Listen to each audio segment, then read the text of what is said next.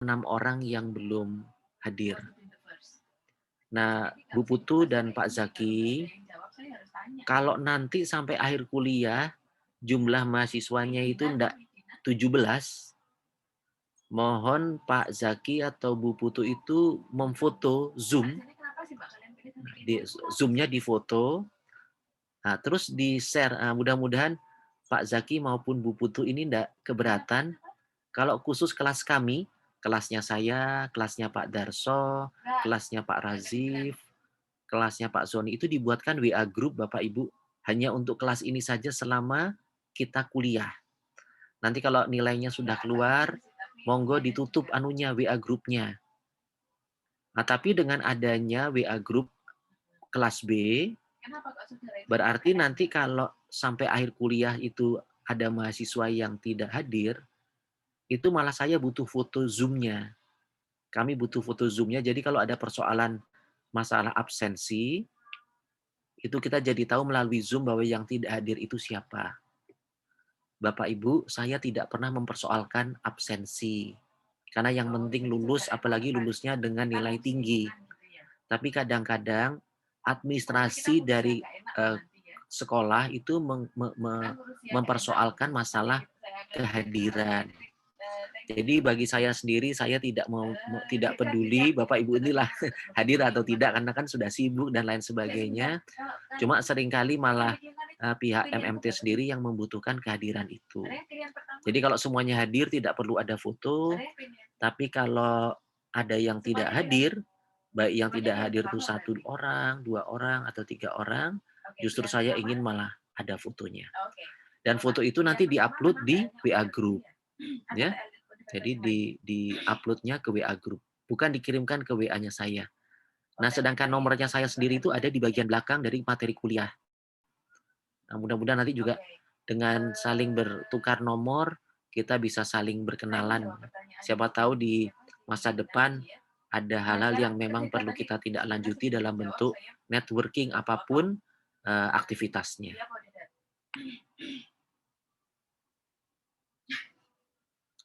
Nah, jadi ini dosennya Bapak Ibu, ini sudah menurut urutan ya. Jadi kalau tidak ada, enggak ini enggak urut ini. Mestinya harus saya dulu baru Pak Razif ya. Jadi Pak Darso, Pak Soni, saya maupun Pak Razif. Nah, ini Bapak Ibu, mungkin perlu saya ulangi lagi ke depan karena nama saya tuh Edi Setiadi Sujono ya Bapak Ibu ya.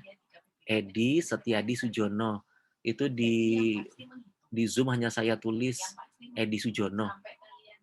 Nah, saya enggak punya gelar ST Bapak Ibu. Saya tuh alumni teknik sipil ya. Teknik sipil ITS. Saya masuk ITS tahun 80. Jadi mungkin Bapak Ibu bahkan nggak tahu ya, bahkan bisa jadi ada yang belum lahir tuh tahun 80 ya. Saya masuk ITS tahun 80 dan alhamdulillah bisa keluar dalam 9 semester. Dulu itu kuliah itu 9 semester Bapak Ibu. Terus bobot SKS-nya 160. Nah, karena SKS-nya itu 160, titelnya waktu itu masih namanya insinyur atau IR gitu ya Bapak Ibu ya. Jadi saya enggak punya gelar ST karena memang orang tua. Nah, 85 saya lulus baru tahun berapa ya? Tahun 90 ya. Tahun 90 itu saya melanjutkan sekolah diploma. Diploma in Sanitary Engineering. Nah, jadi SE saya tuh bukan sarjana ekonomi, tapi SE saya tuh Sanitary Engineering. Diploma di Belanda. Diploma saya itu di IHE Delft. Karena nilai saya baik, saya bisa sekolah S2 karena nilainya bagus di diploma itu, nah, tapi S2-nya di TU Delft. TU Delft Belanda. Di Delft juga. Yang satunya IHE, yang satunya TU. Nah, terus saya 94 bisa melanjutkan S3 ke Inggris ya, di Birmingham. Nah, 94. Tahun 2004 saya melanjutkan postdoc saya di UTM Malaysia selama 1 tahun. Rektornya namanya Muhammad Nuh ya. Tapi setelah 1 tahun saya disuruh Pak Nuh pulang, nggak boleh lama-lama di Malaysia katanya. Suruh bantuin ITS, jadi saya pulang gitu ya. Itu mengenai saya Bapak Ibu. Jadi saya sebenarnya dari teknik lingkungan dan S1, S2, S3 maupun postdoc saya itu semuanya mengenai air limbah. Nah, Bapak Ibu nanti tidak perlu tahu apa itu air limbah karena kita tidak mempersoalkan itu dalam kuliah ini. Tapi baik S1, S2, S3 maupun postdoc saya itu mengenai air limbah. Mudah-mudahan dalam waktu dekat guru besar saya turun dan saya pun menjadi guru besar di bidang air limbah ya.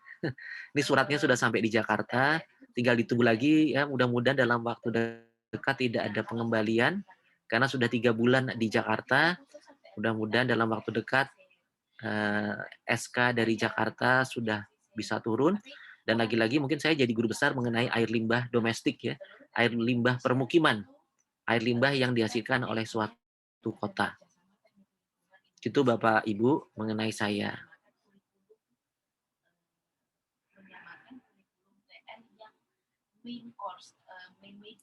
Nah, saya sendiri itu sering dipanggil Pak Edot ya sama dosen-dosen itu ya.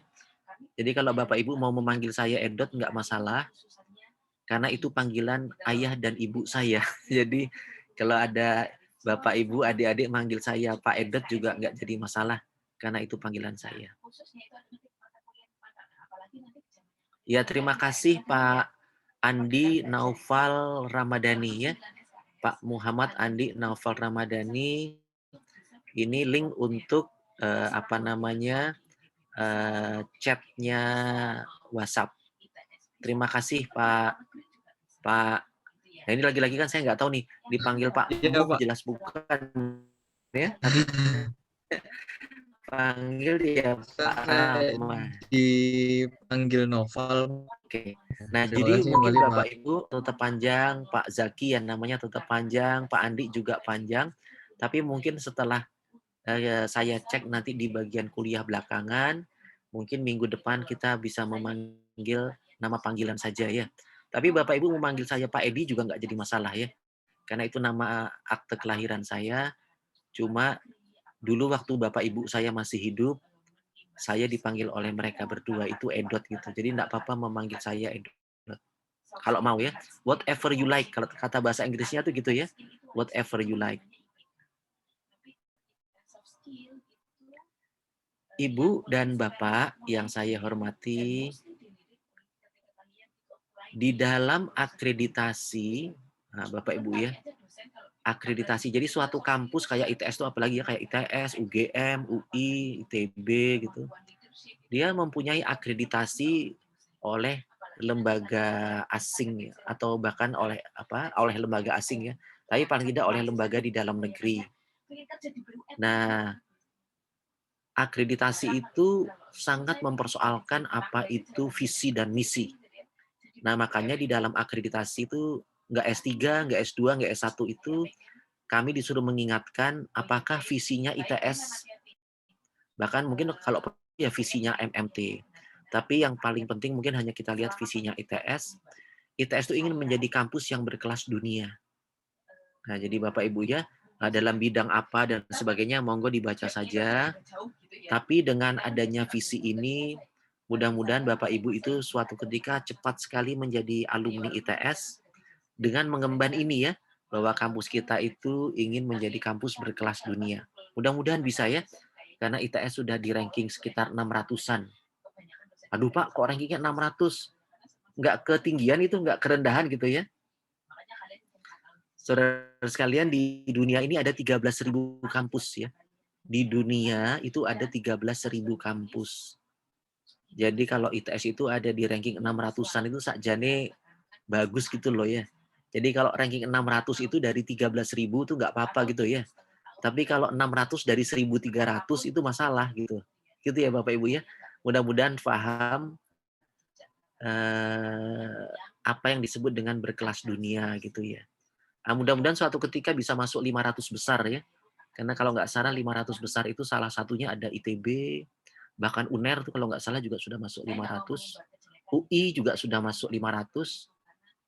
Mungkin saya rasa itu 3 kampus itu ya. Selebihnya tuh mungkin saya nggak tahu IPB tapi yang jelas itu baru masuk ratusan besar ya. Tapi kalau Bapak Ibu ke Cambridge, ke Oxford, MIT, UCLA, atau TU Delft, atau Birmingham, itu dia mungkin sudah masuk 100 besar di sebelah sana ya. Tapi begitulah ya, jadi kita ingin supaya kita tuh menjadi kampus berkelas dunia. Bapak Ibu, adik-adik yang saya hormati, hari ini tanggal 2 September, saya akan memberikan materi berdiskusi lebih tepatnya ya, mengenai sustainability principles. Tanggal 9 minggu depan, di jam yang sama, kita mendiskusikan sustainable natural resources. Minggu ketiga, saya akan membicarakan Sustainable Development Goals atau SDGs. Sedangkan minggu terakhir kita membicarakan CSR dan ada diskusinya. Karena kalau nggak ada diskusi terkait dengan tugas, nanti saya tidak bisa memberikan evaluasi buat Bapak Ibu yang mengambil kuliah ini. Jadi, Ibu dan Bapak yang saya hormati, itu materi kuliah yang coba kami berikan dalam bidang saya, dalam bagian yang saya berikan untuk 4 kali pertemuan yang akan kita lakukan selama Bapak Ibu kuliah. Alhamdulillah ini tidak ada yang warna merah tanggalnya Bapak Ibu. Berarti tidak ada libur nasional, sehingga mudah-mudahan kita bisa kuliah sesuai dengan jadwal. Mungkin suatu ketika akan ada yang berubah, kalau tiba-tiba ada panggilan Bapak Ibu ya. Kadang-kadang itu dalam perjalanan ada kesibukan, sehingga saya tidak bisa mengajar Ibu Bapak. Dan kalaupun ini berubah, harus kita ganti kuliahnya Pak. Jadi bukan di absen langsung 2 kali ya, tapi waktu kuliahnya harus kita ganti. Bapak Ibu, saya hari ini hanya ingin menyampaikan satu topik mengenai prinsip-prinsip keberlanjutan, yaitu mengenai latar belakangnya ya, karena ini kuliah pertama dan kita masih ada 3 kuliah ke depan.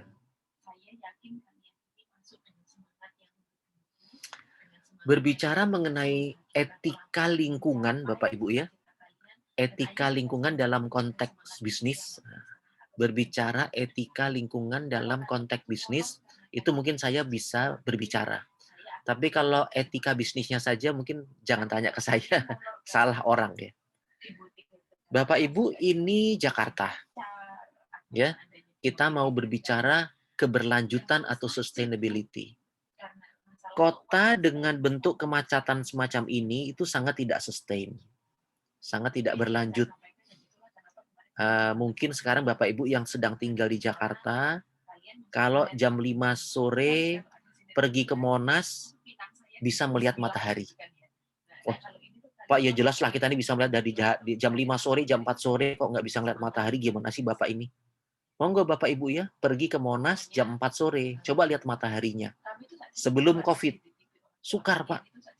Karena jam 4 sore di Monas ngeliat matahari. Langit Jakarta tuh kotornya luar biasa.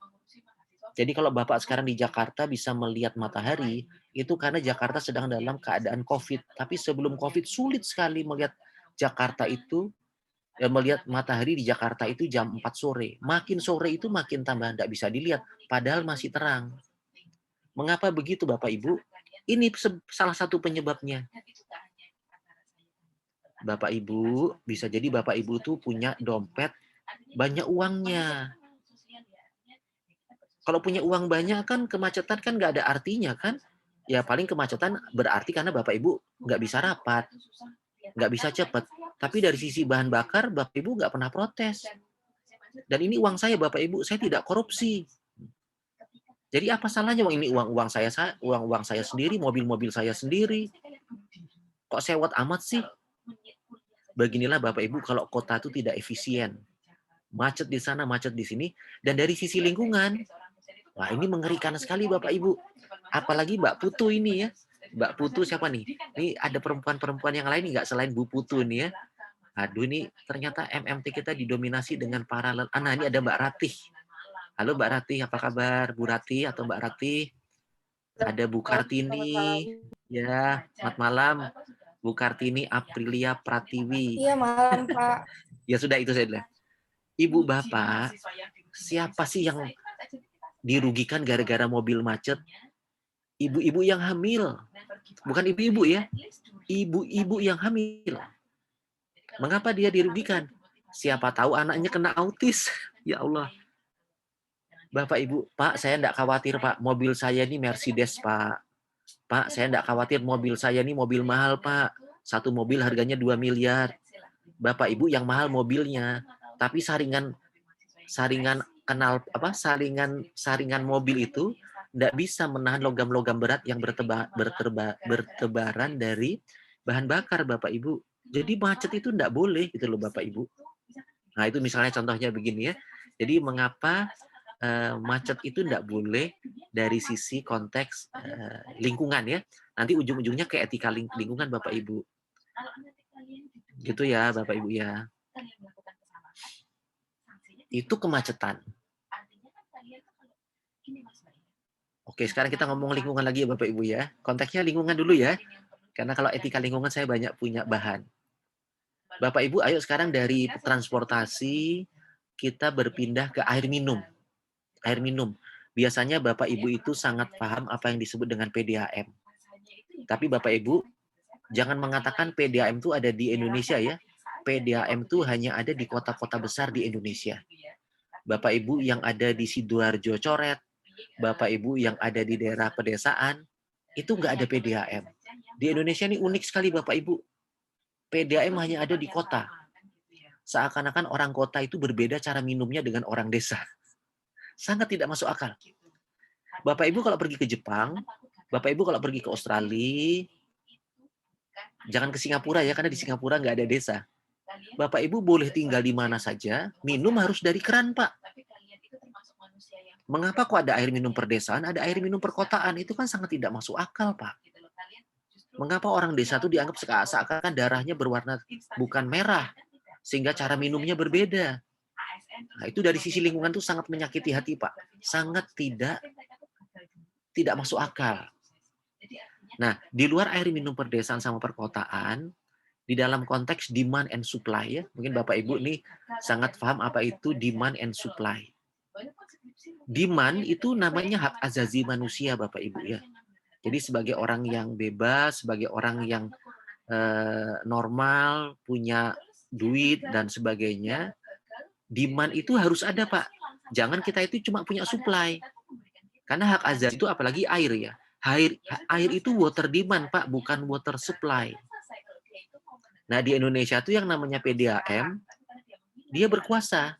Jadi kalau ada orang mau minta PDAM dan PDAM-nya tidak mampu, itu tidak apa-apa di Indonesia.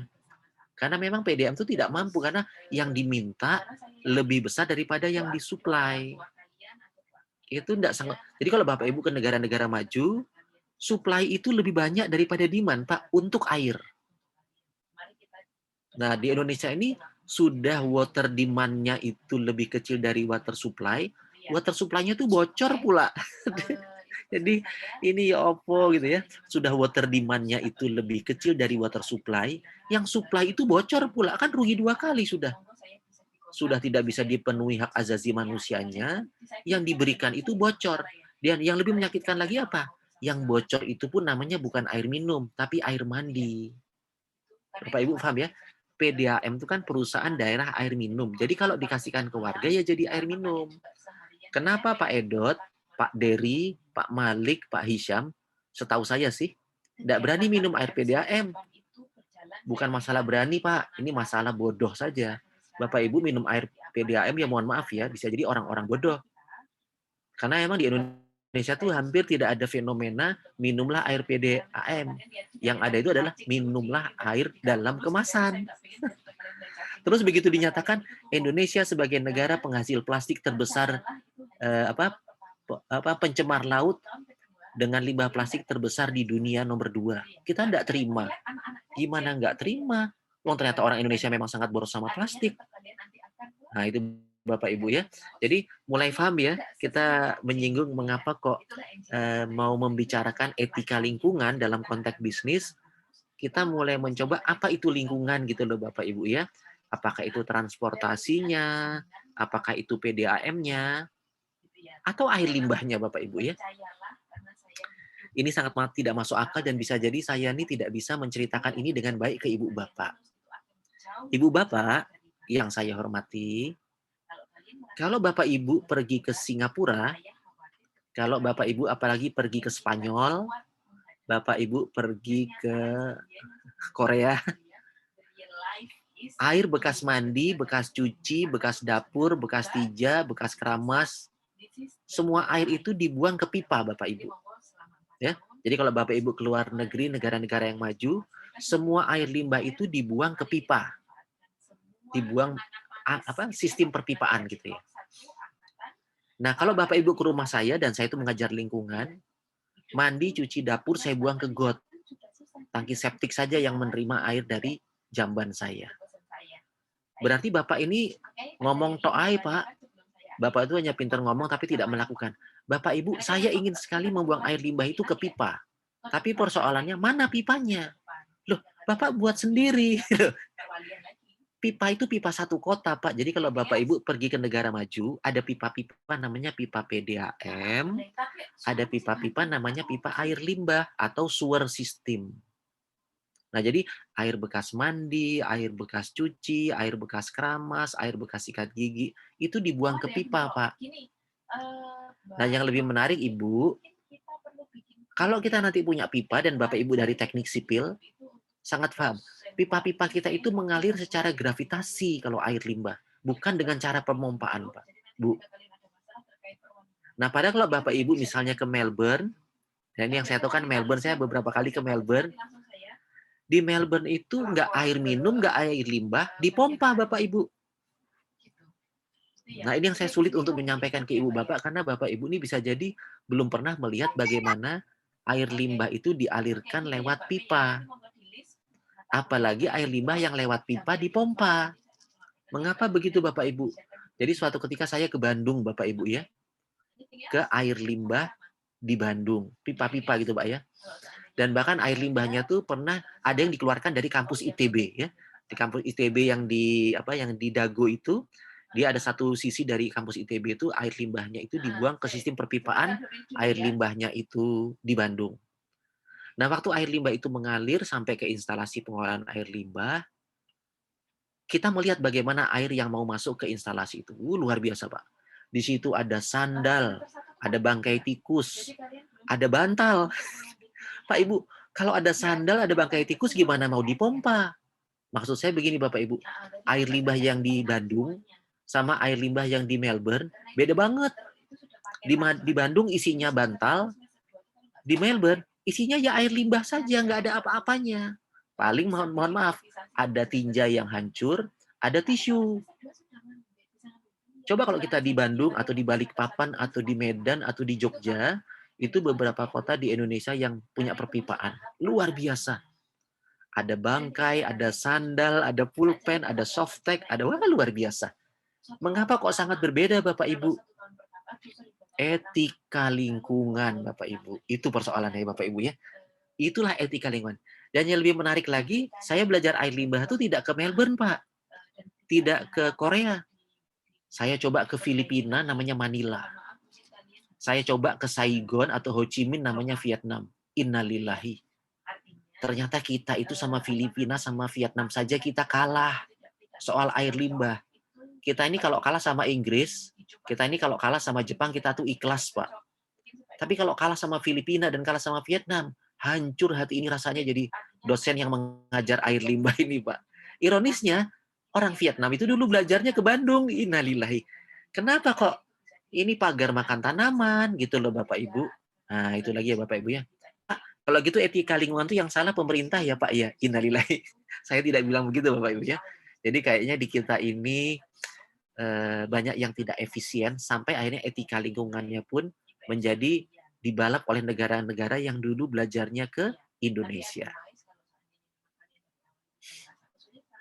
Tadi sudah kita berbicara mengenai PDAM, kita sudah bicara pencemaran udara, kita sudah bicara mengenai air limbah. Ayo kita belajar mengenai sampah, Pak ya. Bapak Ibu, saya sangat yakin ya, yang namanya siapa aja nih? Ada Pak Ade, ada lagi-lagi Mbak Manisar Putu, ada Pak Zaki, ada Mbak Kartini, Ibu Kartini ya. Itu kalau ngomong sampah tuh selalu sampah yang dibawa truk, dibawa ke tempat pembuangan akhir sampah. Jadi sampahnya tuh dibawa truk. Nanti bahkan Bapak Ibu, oh loh, di tempat saya itu sampah dibuang ke kali, Pak, tidak dibawa truk. Wah, ini lebih konyol lagi nih. Jadi suatu ketika Bapak Ibu, saya ini pergi ke kota namanya Helsinki, ya, di Finlandia. Di negara yang sudah maju semacam ini, Bapak Ibu, sampah sudah tidak boleh diangkut lagi pakai truk. Kalau sampah diangkut pakai truk, walaupun truknya itu sudah truk yang kompaktor-kompaktor itu sangat banyak limbahnya, banyak bakterinya, banyak zat-zat yang mencemari lingkungan. Jadi di negara-negara maju kayak ini, Bapak Ibu, sampah itu dilewatkan pipa. Nah, Bapak Ibu ya, jadi ini kalau belum dibuka, ini dibuka, sampahnya dimasukkan ke sana, dan sampah itu disedot Bapak Ibu, sampai ke tempat pembuangan akhir. Kok bisa ya? Coba ya. Jadi kalau Bapak Ibu belajar semacam ini, kita itu air minumnya sudah tidak masuk akal, transportasinya aneh, air limbahnya begitu, sampahnya pun kita kayak gini. Bapak Ibu, saya tidak pada posisi menjelekkan atau merendahkan Republik Indonesia ya. Saya asli merah putih Bapak Ibu, cinta tanah air. Tetapi kapan kita akan berkompetisi dengan orang-orang yang semacam ini? Kalau lagi-lagi itu masih berfoya-foya dengan mencemari lingkungan. Gitu loh Bapak Ibu ya. Jadi, nah mudah-mudahan dengan dengan contoh-contoh semacam ini, mudah-mudahan COVID cepat berlalu ya. Saya tuh suka ngajar S2 tuh biasanya kalau di S2 tuh ada kesempatan untuk jalan-jalan ke luar negeri ya. Tapi kalau suasana COVID ini kadang-kadang ya sudahlah, paling kita tuh ke Bali lah, ke Bali dan ke Bali lagi gitu ya. Tapi ya memang itu memang secara GNP, Provinsi Bali memang provinsi yang paling kaya di Indonesia. Jadi kalau pengen lihat rodo-rodo ke luar negeri jangan ke Jakarta atau ke Bandung, ya ke Bali aja itu betul. Itu pun Bali yang gang mana gitu ya. Kalau saya lihat ke Denpasar, saya pikir ya juga nggak kayak bagus-bagus amat gitu loh. Tapi kalau ke Seminyak, kalau ke Sanur, ya itu Bali yang lain. Itu menurut saya sih ya. Karena kan kalau ke Bali kan kita lebih sering ya seminar lah, lokakarya lah, atau dosen tamu ke UNUD kan gitu kan juga gitu ya. Tapi secara uang memang Bali itu provinsi yang paling kaya di Indonesia untuk warganya ya. Nah, ujung-ujungnya Bapak Ibu, mengapa kita mempelajari etika lingkungan? Karena kita berbicara apa yang disebut dengan climate change. Kalau kelakuan kita tadi masih kayak tadi semua, Pak, tidak kayak di contoh-contoh yang advance, kita itu akan segera kita nih banyak sekali akan mengeluarkan CO2. CO2 Bapak Ibu ya. Ini mohon maaf buat Bapak Ibu yang sangat paham mengenai pemanasan global ya. Tapi kok saya sangat yakin Bapak Ibu ini mungkin tahu pemanasan global, cuma tidak tahu arti sebenarnya gini. Bapak Ibu, seandainya kita bisa ketemu di Surabaya dan kita ketemu siang hari, Bapak Ibu mau saya bawa ke mobil Toyota saya ya. Saya ini pakai Toyota Bapak Ibu ya. Toyota saya taruh di parkiran apa namanya kampus di bawah sinar matahari. Ayo kita masuk ke mobil saya. Apalagi yang masuk orang 5. Dalam keadaan panas tuh Bapak Ibu nih keluar asli orang Surabayanya ya. Apa jancuk kah apa gitu saya tidak tahu ya. Panas sekali Pak. Loh, mengapa mobil saya panas? Padahal AC-nya baru dinyalakan. Pak, itulah efek rumah kaca. Sinar matahari itu bisa masuk lewat kaca mobil saya, tapi sinar matahari itu tidak bisa keluar panasnya dari mobil saya. Makanya mobil saya panas. Mau saja nih mobil Bapak itu adalah Honda, mau itu adalah Toyota, mau itu apa. Panas Pak, gara-gara kaca. Lupa apa hubungannya rumah kaca di atmosfer dengan rumah kaca di dalam mobil? Sama Pak. Cuma kacanya itu kalau di dunia itu terbuat dari CO2 Bapak Ibu. CO2 itu bentuknya gas. Cuma dia itu bisa puluhan meter bahkan ratusan meter tebalnya sebagai gas dan dia fungsinya kayak kaca. Jadi panas matahari bisa masuk, tetapi lama-lama tidak bisa keluar semuanya karena semuanya itu tertahan. Jadilah yang namanya pemanasan global Bapak Ibu. Dari mana CO2-nya itu? Ya itu tadi Bapak Ibu ya, buang sampah seenaknya, air limbah isinya pampers, ya apa, PDAM bocor, Jakarta macet, ya itu semua Bapak Ibu sebenarnya. Jadi makanya orang bilang, begitu kita berbicara mengenai pemanasan global, negara itu sekarang tidak ada lagi Bapak Ibu ya. Karena bisa jadi limbah dari Surabaya, yang menanggung itu orang New York Pak. Tapi limbah dari New York yang menanggung orang Semarang Pak. Jadi sampai kayak gitu. Makanya Bapak Ibu, yang namanya sustainability itu bukan hanya di Surabaya, bukan hanya di Denpasar, bukan hanya di Inggris Pak. Jadi kalau kita, jadi dalam konteks global Bapak Ibu, satu orang saja itu sakit nggak boleh Bapak Ibu. Satu negara aja menderita nggak boleh Pak. Karena pasti itu akan berimpact kepada tempat-tempat yang lain. Nah, jadi Bapak Ibu, seandainya Bapak Ibu masih bisa hidup 50 tahun lagi, mungkin suatu ketika itu uang itu sudah tinggal satu Pak. Bapak Ibu pergi kemana-mana ya uangnya cuma itu. Bapak Ibu pergi kemana-mana tinggal tinggal perlu bawa nama saya. Karena negara bisa jadi cuma kayak kecamatan atau kelurahan saja Pak. Karena suatu ketika tuh, ya mungkin mohon maaf ya, mungkin kita udah pakai kayak Bitcoin gitu Bapak Ibu, nggak pakai lagi bahkan kartu kredit. Karena uang sudah tidak lagi, karena semua orang sudah kaya Bapak Ibu. Apa yang mau Bapak Ibu cari? Mobil hanya leasing, sepeda leasing. Yang nggak di leasing kan tinggal istri Bapak Ibu sama suami. Kan tinggal itu Bapak Ibu. Tapi sustain Bapak Ibu. Nah, sustainability ini buat siapa sih Bapak Ibu? Mungkin bukan buat Bapak Ibu, buat anaknya Bapak Ibu itu yang jadi masalah. Jadi apalagi sudah tua-tua, apalagi tua bangka kayak saya ini Bapak Ibu ya. Saya itu mungkin kalau makan ini, makan itu udah tidak cepat mati karena sudah terlalu tua. Tetapi siapa yang akan cepat mati? Lagi-lagi kalau ada anak-anak di bawah 5 tahun Bapak Ibu. Nah, kalau anak-anak balita, batita, suasananya itu jelek Bapak Ibu, itulah orang yang paling menderita. Jadi tidak boleh yang namanya pencemaran-pencemaran tadi itu Bapak Ibu.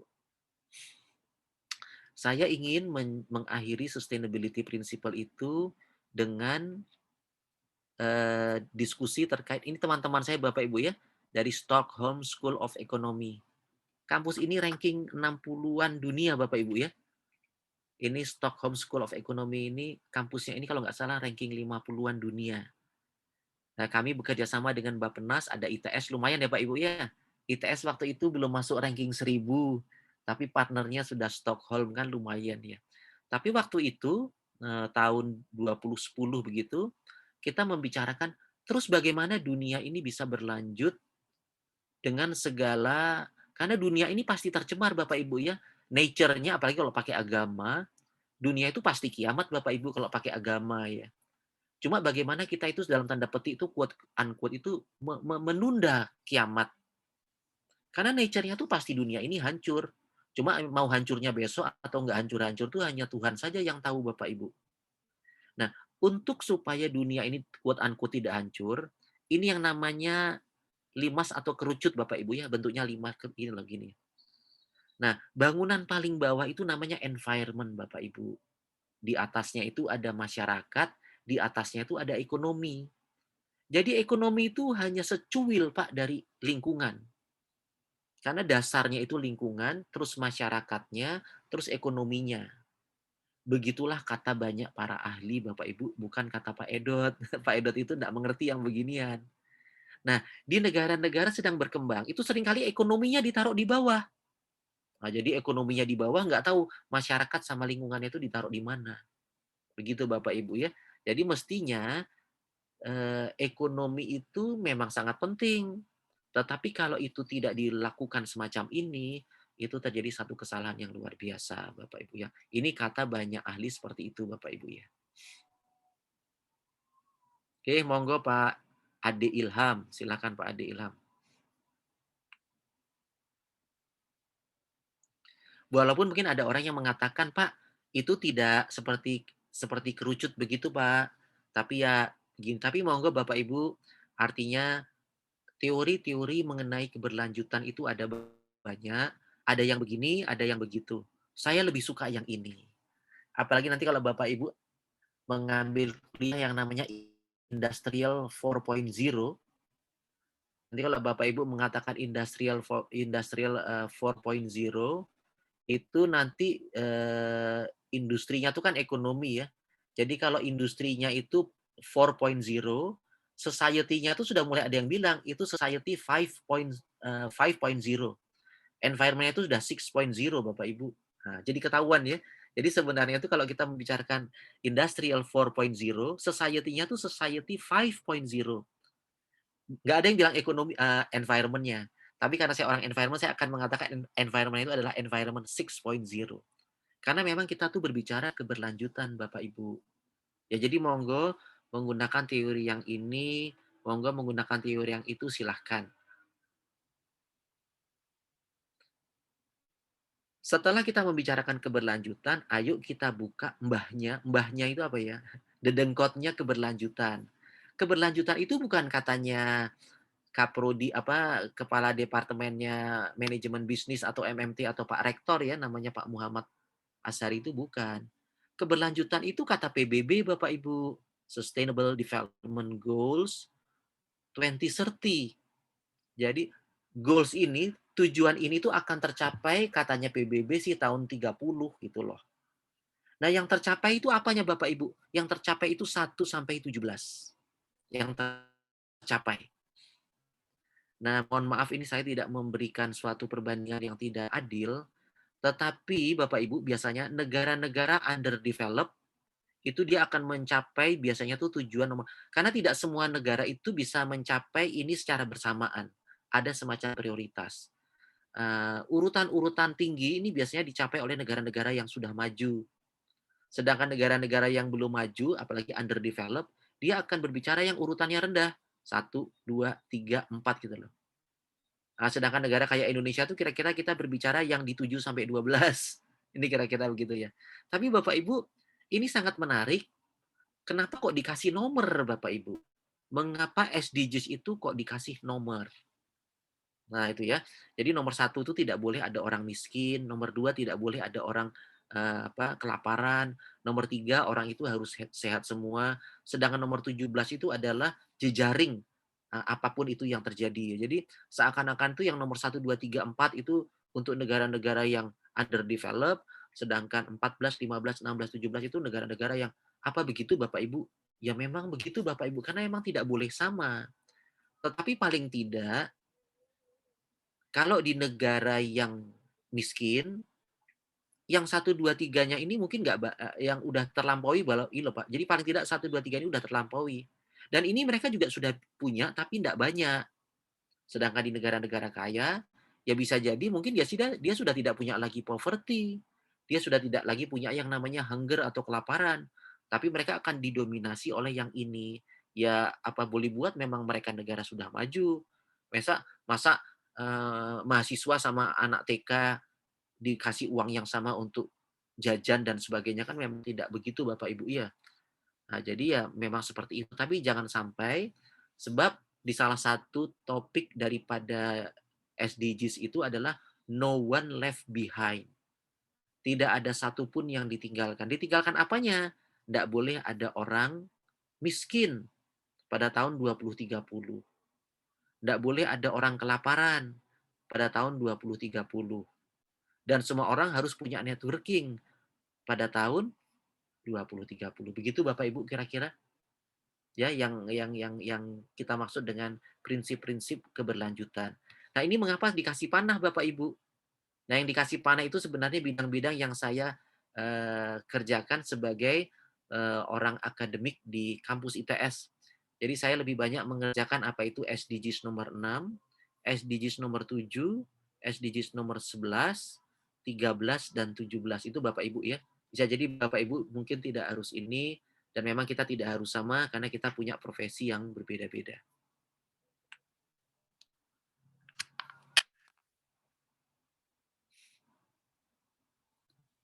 Bapak Ibu, mungkin di antara Bapak Ibu ada yang dari background hukum atau tidak, saya tidak tahu, belum kenalan semua dan juga nanti waktunya habis hanya untuk berkenalan.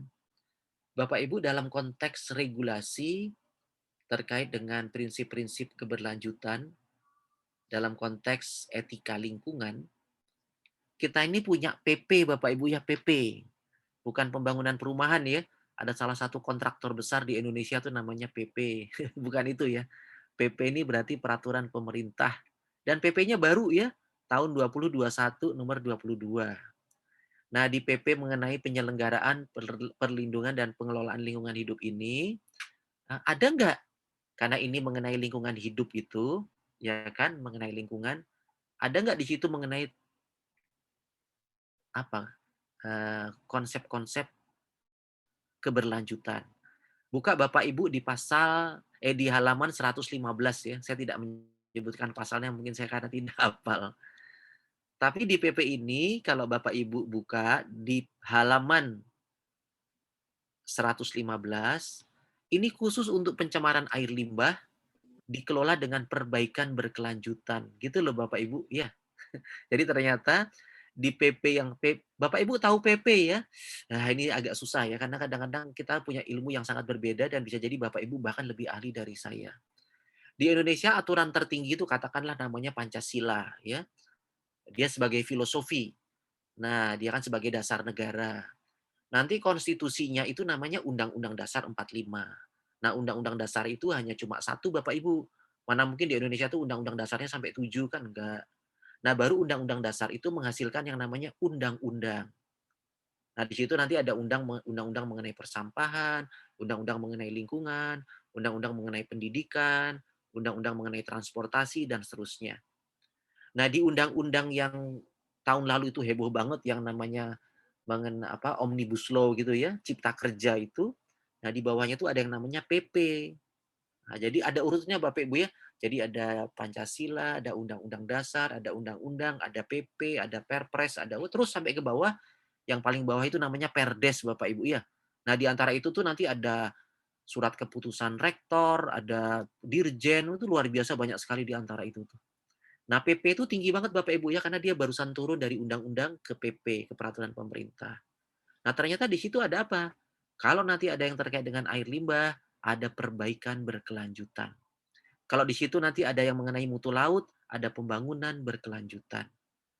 Lagi-lagi kalau ada pencemaran air laut, lagi-lagi dengan perbaikan dan berkelanjutan dan seterusnya Bapak Ibu ya. Jadi ternyata ya karena memang dia undang-undang lingkungan ya tentu saja di situ ada pembangunan berkelanjutannya. Jadi Bapak Ibu ternyata isu mengenai keberlanjutan bukan gara-gara SDGs saja, tapi pemerintah Indonesia juga cukup keren itu dalam bagaimana menerjemahkan pembangunan berkelanjutan itu bukan hanya sekedar teori atau dijadikan UTS sama UAS dan tugas saja Bapak Ibu, tapi undang-undangnya dan achievement-nya itu jelas.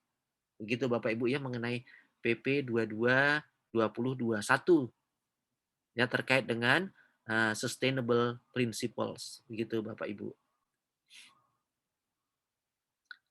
Nah, terkait dengan bagaimana keberlanjutan yang beberapa orang juga tidak bisa membedakannya dan mungkin tidak perlu membedakannya dengan kelestarian ya. Kelestarian lingkungan ini Bapak Ibu ya. Nah, Mbak Mbak siapa tadi? Mbak Putu. Mbak Put, Mbak Putu masih bersama saya? Mudah-mudahan masih ada Masih, Mbak Putu Pak. di sini. Lah Mbak Putu kita jalan-jalan ke Bali lagi Mbak Putu ya. Jalan-jalan ke Bali. Bali itu luar biasa dalam hal menjual diri ya. Dulu Betul, Bali itu Pak. iya, dulu Bali itu dijual katanya gara-gara pantainya. Sekarang orang Bali makin pinter. Ih, ngapain cuma jual pantai? Kenapa nggak jual sawah? Ya ternyata bule-bule itu datang juga ke tempat sawah begini Bapak Ibu. Iya, Nah, ini cuma Bapak juga. Ibu, iya, cuma yang saya heran itu mungkin orang Bali itu dalam tanda petik memang pintar ya, dan juga mungkin punya local wisdom, sehingga mereka itu tahu mana yang bisa dijadikan sawah, mana yang tidak boleh dijadikan sawah. Karena kalau semua gunung di Bali itu dijadikan sawah, oh, mohon maaf ya, hancur tuh Bali. Karena Bapak Ibu kalau udah belajar lingkungan, ya kalau semua gunung jadi sawah, longsor Bapak Ibu. Apalagi gunung di Bali, gunungnya tuh ada magma, ada gunungnya aktif, tambah hancur lah. Nah, jadi Bapak Ibu, ternyata memang membuat sesuatu yang lestari itu ada ilmunya. Nah, di sisi lain di luar Bali, karena orang tuh mungkin belajarnya ke Bali, gunung bisa dijadikan uang gitu kan. Nah, akhirnya di mana-mana tuh juga gunung dijadikan sawah, dijadikan apa? Dijadikan villa khususnya ya.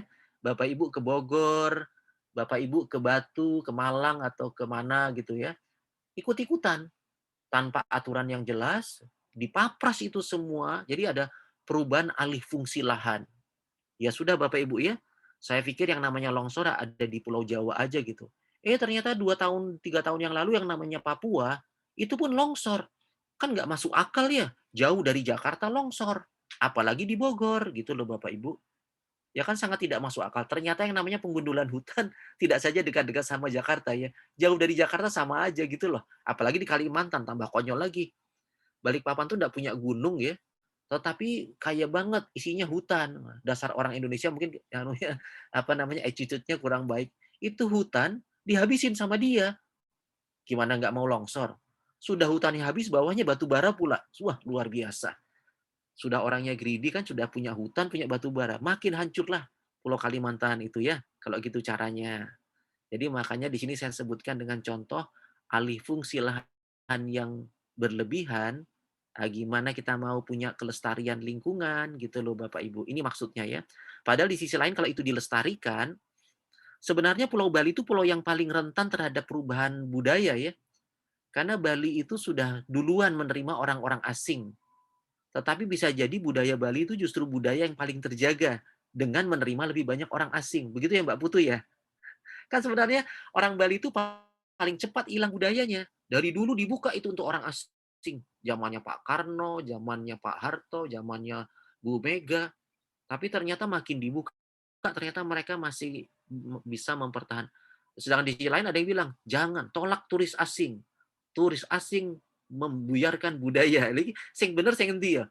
Yang menolak turis asing atau padahal sekarang bupati dipilih jadi dipilih gara-gara turisme, ya. Wali kota dipilih gara-gara turisme. Begitu turisnya datang nggak punya apa-apa.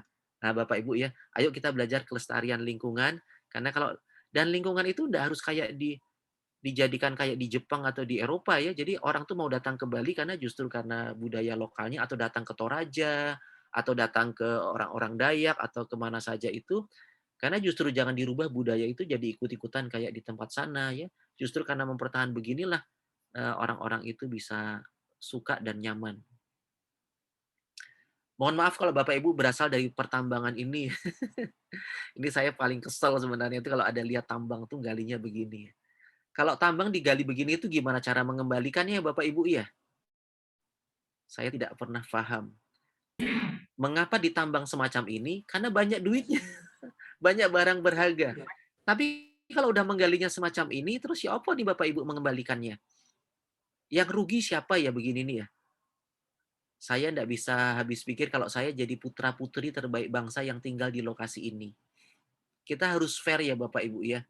Karena bisa jadi ini hanya ulah segelintir orang saja, tapi gara-gara orang ini itu ternyata ada sekian ratus orang, bahkan sekian ribu orang itu rugi gara-gara begini. Apakah tambang itu tidak boleh diambil Bapak Ibu?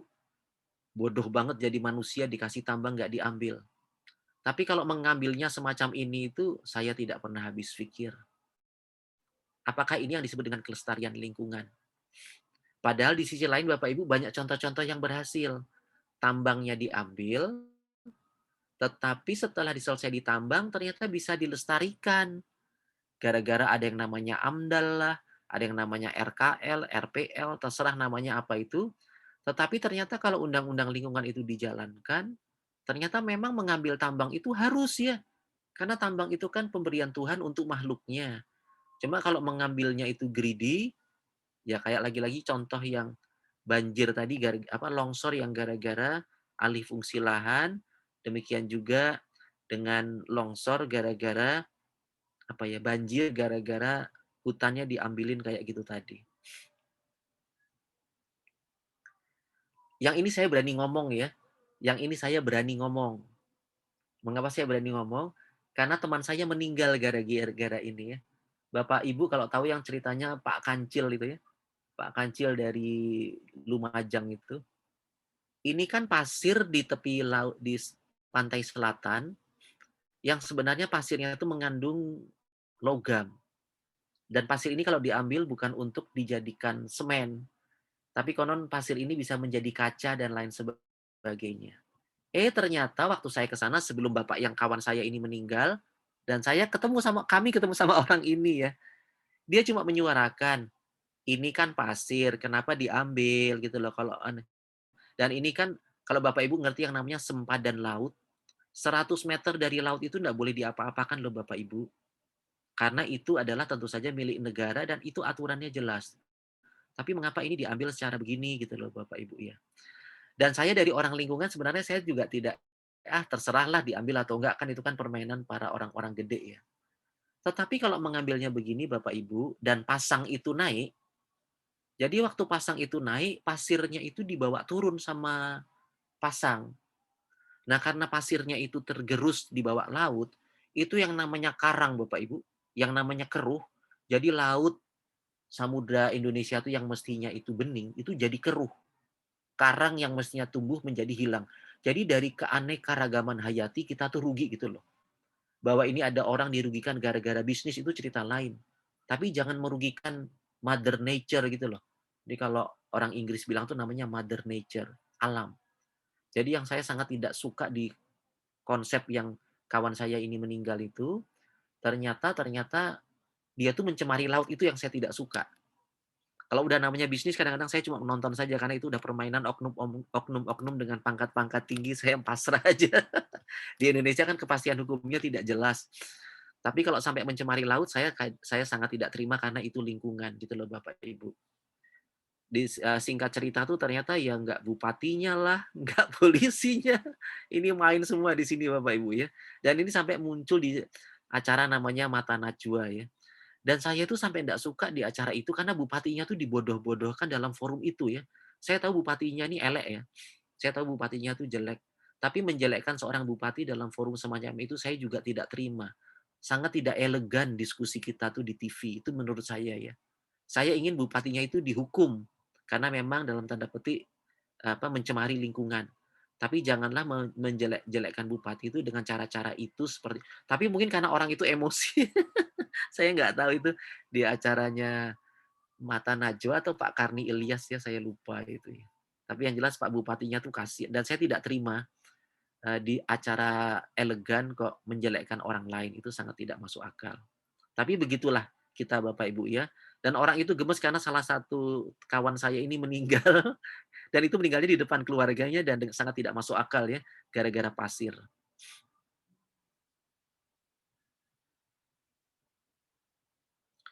Nah ini udah hutan Kalimantan Bapak Ibu ya. Bapak Ibu ada yang dari Kalimantan Bapak Ibu? Mungkin banyak yang dari Kalimantan ya? I don't know, I'm sorry kalau Bapak Ibu dari Kalimantan. Saya itu dulu Bapak Ibu ya, saya lulus tahun 85 dari ITS ya. Saya itu udah jadi tim leader pembangunan PDAM Balikpapan dan PDAM Samarinda itu tahun 87. Tahun 87 saya udah jadi tim leader karena banyak orang dari ITB yang nggak mau ke sana, akhirnya saya dari ITS jadi tim leader gitu kan.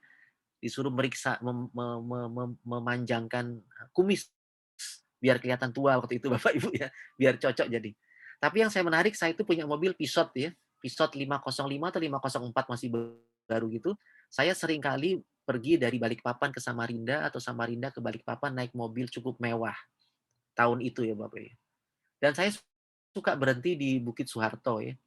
Ternyata zaman zaman itu Bapak Ibu yang namanya Bukit Soeharto itu hanya 100 meter aja di kiri kanan jalan itu banyak hutannya, tapi selebihnya itu sudah ditebang semua Bapak Ibu ya. Itu tahun 87, 88. Jadi saya tidak bisa membayangkan Kalimantan itu sekarang betapa gundulnya ya. Dan saya punya peta udara bagaimana hutan Kalimantan itu makin habis dari tahun 1950 sampai tahun 2020 Bapak Ibu. Dan Bapak Ibu kalau ada informasi bahwa hutan itu ditebang, jangan jangan apa ya, jangan dikatakan itu hanya hutannya saja habis ya. Lagi-lagi kalau kita berbicara keanekaragaman hayati, hutan dijadikan sawit, Bapak Ibu ya, hutan dijadikan sawit, itu ruginya banyak dalam konteks keanekaragaman hayati ya. Kita memang harus berbicara ekonomi, tapi mudah-mudahan ingat prinsip bahwa itu didasari oleh prinsip-prinsip lingkungan, di atasnya itu ada masyarakat, dan puncaknya itulah yang kita sebut dengan ekonomi.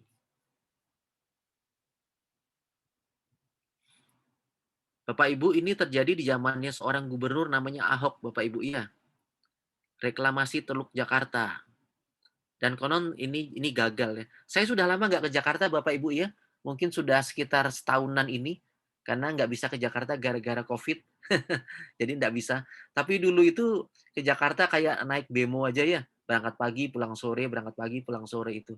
Dan bolak-balik, walaupun katanya AMDAL-nya nggak ada lah, dilarang ini, dilarang itu, tapi pembangunan di di Teluk ini jalan ya. Katanya itu nggak boleh, tapi ternyata begitulah kalau hukum itu nggak anu ya, nggak tegas ya. Tetapi yang mau saya sampaikan ke ibu bapak, berdasarkan apa yang ada di publik, reklamasi ini nggak boleh Bapak Ibu. Apapun alasannya, mungkin Bapak Ibu bahkan lebih tahu dari saya ya. Tapi yang saya tahu di grassroots, memang pelibatan nelayannya nggak bagus. Pelibatan nelayan itu nggak bagus. Terlepas mungkin ada antara bos sama bos itu bertengkar gitu kan, saya tidak tahu. Tapi pelibatannya nggak bagus. Tapi kalau Bapak Ibu tanya saya sebagai orang lingkungan, apakah Teluk Jakarta ini harus dijalankan? Kalau saya pro ini dijalankan Bapak Ibu. Hanya untungnya, cuma menjalankannya itu harus sesuai dengan aturan-aturan yang ada, dengan melibatkan semua pihak. Tentu saja ada yang tidak setuju itu udah pasti. Tapi kalau Bapak Ibu pergi ke Belanda, nah, Belanda itu 60% negaranya di bawah laut semua. Dan ternyata kalau Bapak Ibu nanti mendarat di airport namanya Schiphol, Schiphol itu 3 meter di bawah laut. Tapi kalau Bapak Ibu mendarat di musim panas, Bapak Ibu mungkin melihat mangga ya. Oh, ada mangga, alhamdulillah, sujud syukur gitu ya. Tapi kalau Bapak Ibu sujud syukur itu belajar ilmu lingkungan baik-baik, itu makin sujud syukur lagi. Kenapa? Di bawah, di dalam laut, di bawah 3 meter di bawah laut, airnya tawar. Kok bisa? Nah, sebab kalau memang tidak memanfaatkan ini ya, lahannya berkurang Bapak Ibu. Tapi karena memang dari awal pembangunannya itu cacat, ya akhirnya reklamasi Teluk Jakarta ini ndak jalan ya. Demikian juga yang di Benoa Bapak Ibu ya, ditanya sama Mbak Putu ya. Yang di Benoa Mbak Putu gitu juga ya Mbak Putu ya? Karena yang di Benoa Iya, itu betul ada satu betul. Banjar aja udah bilang, itu banjar-banjar yang lain ndak mau. Beginilah Bapak Ibu kalau dari awal pembangunan itu sudah ciri atau cacat ya. Siapa sih yang nggak mau? Tapi kenapa kok ngurah rai kok bisa Mbak Putu? Jadi kan ini loh kalau dari awal masyarakat itu nggak diajak baik-baik, Ngurah Rai bisa direklamasi, tapi Benoa nggak boleh direklamasi itu kenapa begitu loh. Saya bukan berarti saya menyimpulkan Teluk Jakarta dan Benoa itu bisa direklamasi Bapak Ibu. Tapi kalau kan kan izin lingkungannya itu kan dipersoalkan waktu di AMDAL. AMDAL itu kan hanya mengamini mengurangi dampak. Kenapa kok di AMDAL itu terjadi pembatalan pembangunan? Itu kan nggak boleh. Pembatalan pembangunan itu mestinya di visibility study gitu loh, nggak di AMDAL-nya. AMDAL itu kan hanya mengurangi dampak negatif saja mestinya. Tapi mengapa begitu di AMDAL kok pembangunannya dibatalkan? Itu kan berarti kan cacat dari awal. Kalau di visibility sudah nggak boleh, ya sudah jangan diamdalkan. Ini sudah masuk AMDAL baru dibatalkan. Kelihatan sekali bangsa ini nggak punya entitas gitu loh. Jadi kalau ada suatu proyek dibatalkan, diproses AMDAL. Jangan disalahkan pemerakarsanya atau apanya. Negara ini nggak becus gitu loh. Malulah kita nih sebagai orang yang mengerti ilmu lingkungan. Itu persoalannya. Cuma karena kita melihatnya tuh dari satu sisi saja, oh iya, gubernurnya nggak becus tuh, dari dulu AMDAL-nya nggak diurus gitu. Sebenarnya kalau kita menonton secara global, orang-orang asing tuh ketawa semua ngelihat kita nih kok, yo kebodohan kok dipertontonkan gitu ya. Ya, mempertontonkan kan kepintaran ya, ini mempertontonkan kebodohan ya. Ya mbuh maneh Bapak Ibu ya. Tapi kadang-kadang kita tuh tidak sadar atau bodoh, saya juga tidak tahu, kenapa kok sesuatu yang tidak elegan tuh kok yang mau saya sampaikan ternyata Ngurah Rai itu direklamasi bisa gitu loh. Tetapi sebelah beberapa kilometer dari Ngurah Rai kok nggak bisa, bukan berarti itu harus bisa atau harus gagal juga tidak ya. Tapi kalau dari pembangun Bapak Ibu ini kata kunci ya, pembangunan. Pembangunan itu kan pasti berdampak positif. Kenapa pembangunan berdampak negatif? Sangat tidak masuk akal pembangunan itu berdampak negatif. Jadi yang namanya pembangunan dalam konteks positive thinking selalu berdampak positif. Walaupun ada negatifnya. Nah, ya apa caranya negatifnya itu diminimize itu loh Bapak Ibu. Di dalam konteks climate change itu namanya mitigation. Mitigate itu berarti mengurangi kerusakan itu seminimum mungkin. Tapi nggak mungkin tidak ada kerusakan. Kalau nggak mau ada ya nggak usah membangun Bapak Ibu, ya kita pakai celana dalam aja kayak Tarzan zaman dulu gitu loh Bapak Ibu. Membangun kok nggak ada kerusakan itu kan nggak masuk akal. Ini lucu ya, pengen pergi tapi nggak mau maju, ya nggak akan pernah pergi ya. Pergi itu kan berarti maju, Pak. Saya mau pergi ke kamar mandi, gimana caranya? Jalannya mundur gitu ya. Ya bisa ke kamar mandi kan jalannya mundur, tapi kan tidak masuk akal gitu loh Bapak Ibu. Pergi kok nggak mau maju itu kan nggak mungkin gitu loh Bapak Ibu. Jadi membangun itu nggak mungkin nggak mencemari lingkungan gitu loh. Tapi mitigate gitu loh. Apa mitigate ya? Kurangilah kerusakan itu seminimum mungkin. Makanya nanti ada alternatif Bapak Ibu. Pakai ini, bagaimana, keuntungannya apa, kerugiannya apa gitu. Nanti kan alternatifnya biasanya ada 2 sampai 3 gitu loh Bapak Ibu. Nah ini pengalaman saya di Holcim sebenarnya ya. Saya mohon maaf namanya dulu Holcim dulu nih. Mudah-mudahan Bapak Ibu ada yang dari Holcim ya? Saya nggak tahu nih. Saya suka sama Holcim itu waktu itu Pak ya, karena setelah ditambang yang awalnya itu tandus malah jadi hijau. Ya kalau dulu kan Kalimantan tuh awalnya hijau menjadi gurun ya, kayak di Gresik tuh Bapak Ibu ya. Setelah semennya itu pergi, lahan di Gresik tuh jadi kacau. Tapi kalau yang datang itu semen yang satu ini Bapak Ibu ya, lahan yang awalnya itu tandus, begitu ditinggalkan dia menjadi hijau. Kok bisa ya? Nah, ternyata memang ilmu itu keren ya. Jadi ilmu itu apakah namanya electrical, apakah itu namanya sosial, apakah itu namanya lingkungan termasuk AMDAL, ilmu itu kalau dijalankan secara objektif memang bagus ya. Kadang-kadang itu penerapannya saja yang ugal-ugalan ya. Karena ternyata ilmu hanya dilihat dari satu sisi saja. Jadi ternyata menjadi hijau itu bisa Bapak Ibu ya. Apalagi Bapak Ibu kalau ke Israel ya. Nah, orang kan banyak lihat itu penggundulan hutan. Jadi dari hutan menjadi pasir. Kalau Bapak lihat ke Israel itu justru dari gurun pasir menjadi hutan. Loh, kalau gurun pasir saja bisa dijadikan hutan, mengapa Kalimantan yang awalnya hutan tidak bisa dihutankan lagi? Kan nggak masuk akal Bapak Ibu ya. Jadi sebenarnya teknologi itu sangat mudah Bapak Ibu ya. Teknologi itu masalah hitam putih. Nah, di luar teknologi itulah yang ada abu-abu, ada hijau, ada kuning ya. Kalau teknologi itu keren ya, tinggal bisa atau tidak gitu saja ya. Tapi sebenarnya yang namanya teknologi itu harus bisa semuanya Bapak Ibu ya. Ya kalau belum bisa berarti tinggal bodoh saja gitu loh. Karena teknologi itu benar-benar berbicara hitam putih. Nggak ada kuning, nggak ada abu-abu, nggak ada hijau Bapak Ibu. Tapi itu dari banyak literatur yang saya baca ya. Nah kita juga membicarakan apa itu dalam konteks keberlanjutan Bapak Ibu ya. Ini ada yang namanya price, ada yang namanya cost, ada yang namanya value. Nah, ini Bapak Ibu ya. Jadi kalau kita sampai di uang, price itu what you pay, cost itu what you expend, sedangkan value itu what you get. Waduh, ini agak sulit menjiwai kalau nggak mengerti bahasa Inggris sebenarnya Bapak Ibu ya. Mohon maaf, Bapak Ibu mungkin TOEFL-nya itu sudah cukup tinggi. Tapi kalau price itu benar-benar hanya kasih uang dapat kasih. Tapi kalau cost itu Bapak Ibu mulai tahu cost itu berarti ada mahal, ada murah, itu cost. Kalau price itu pokoknya ya sudah, belanja aja gitu loh namanya price. Kalau cost itu udah mulai mempertimbangkan apa itu mahal, apa itu murah.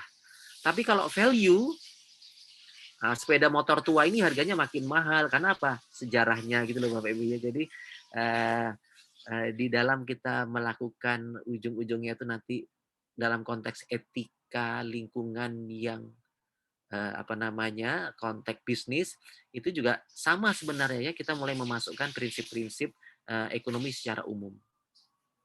Ini khususnya kalau ngomong air menjadi semakin keren Bapak Ibu ya. Air itu apakah price, apakah cost, ataukah value. Nah, memang kebanyakan orang Indonesia masih menganggap air itu hanya price. Jadi mau saya tuh membuang air itu sedikit atau banyak urusan gue. Ini kan uang-uang gue gitu ya.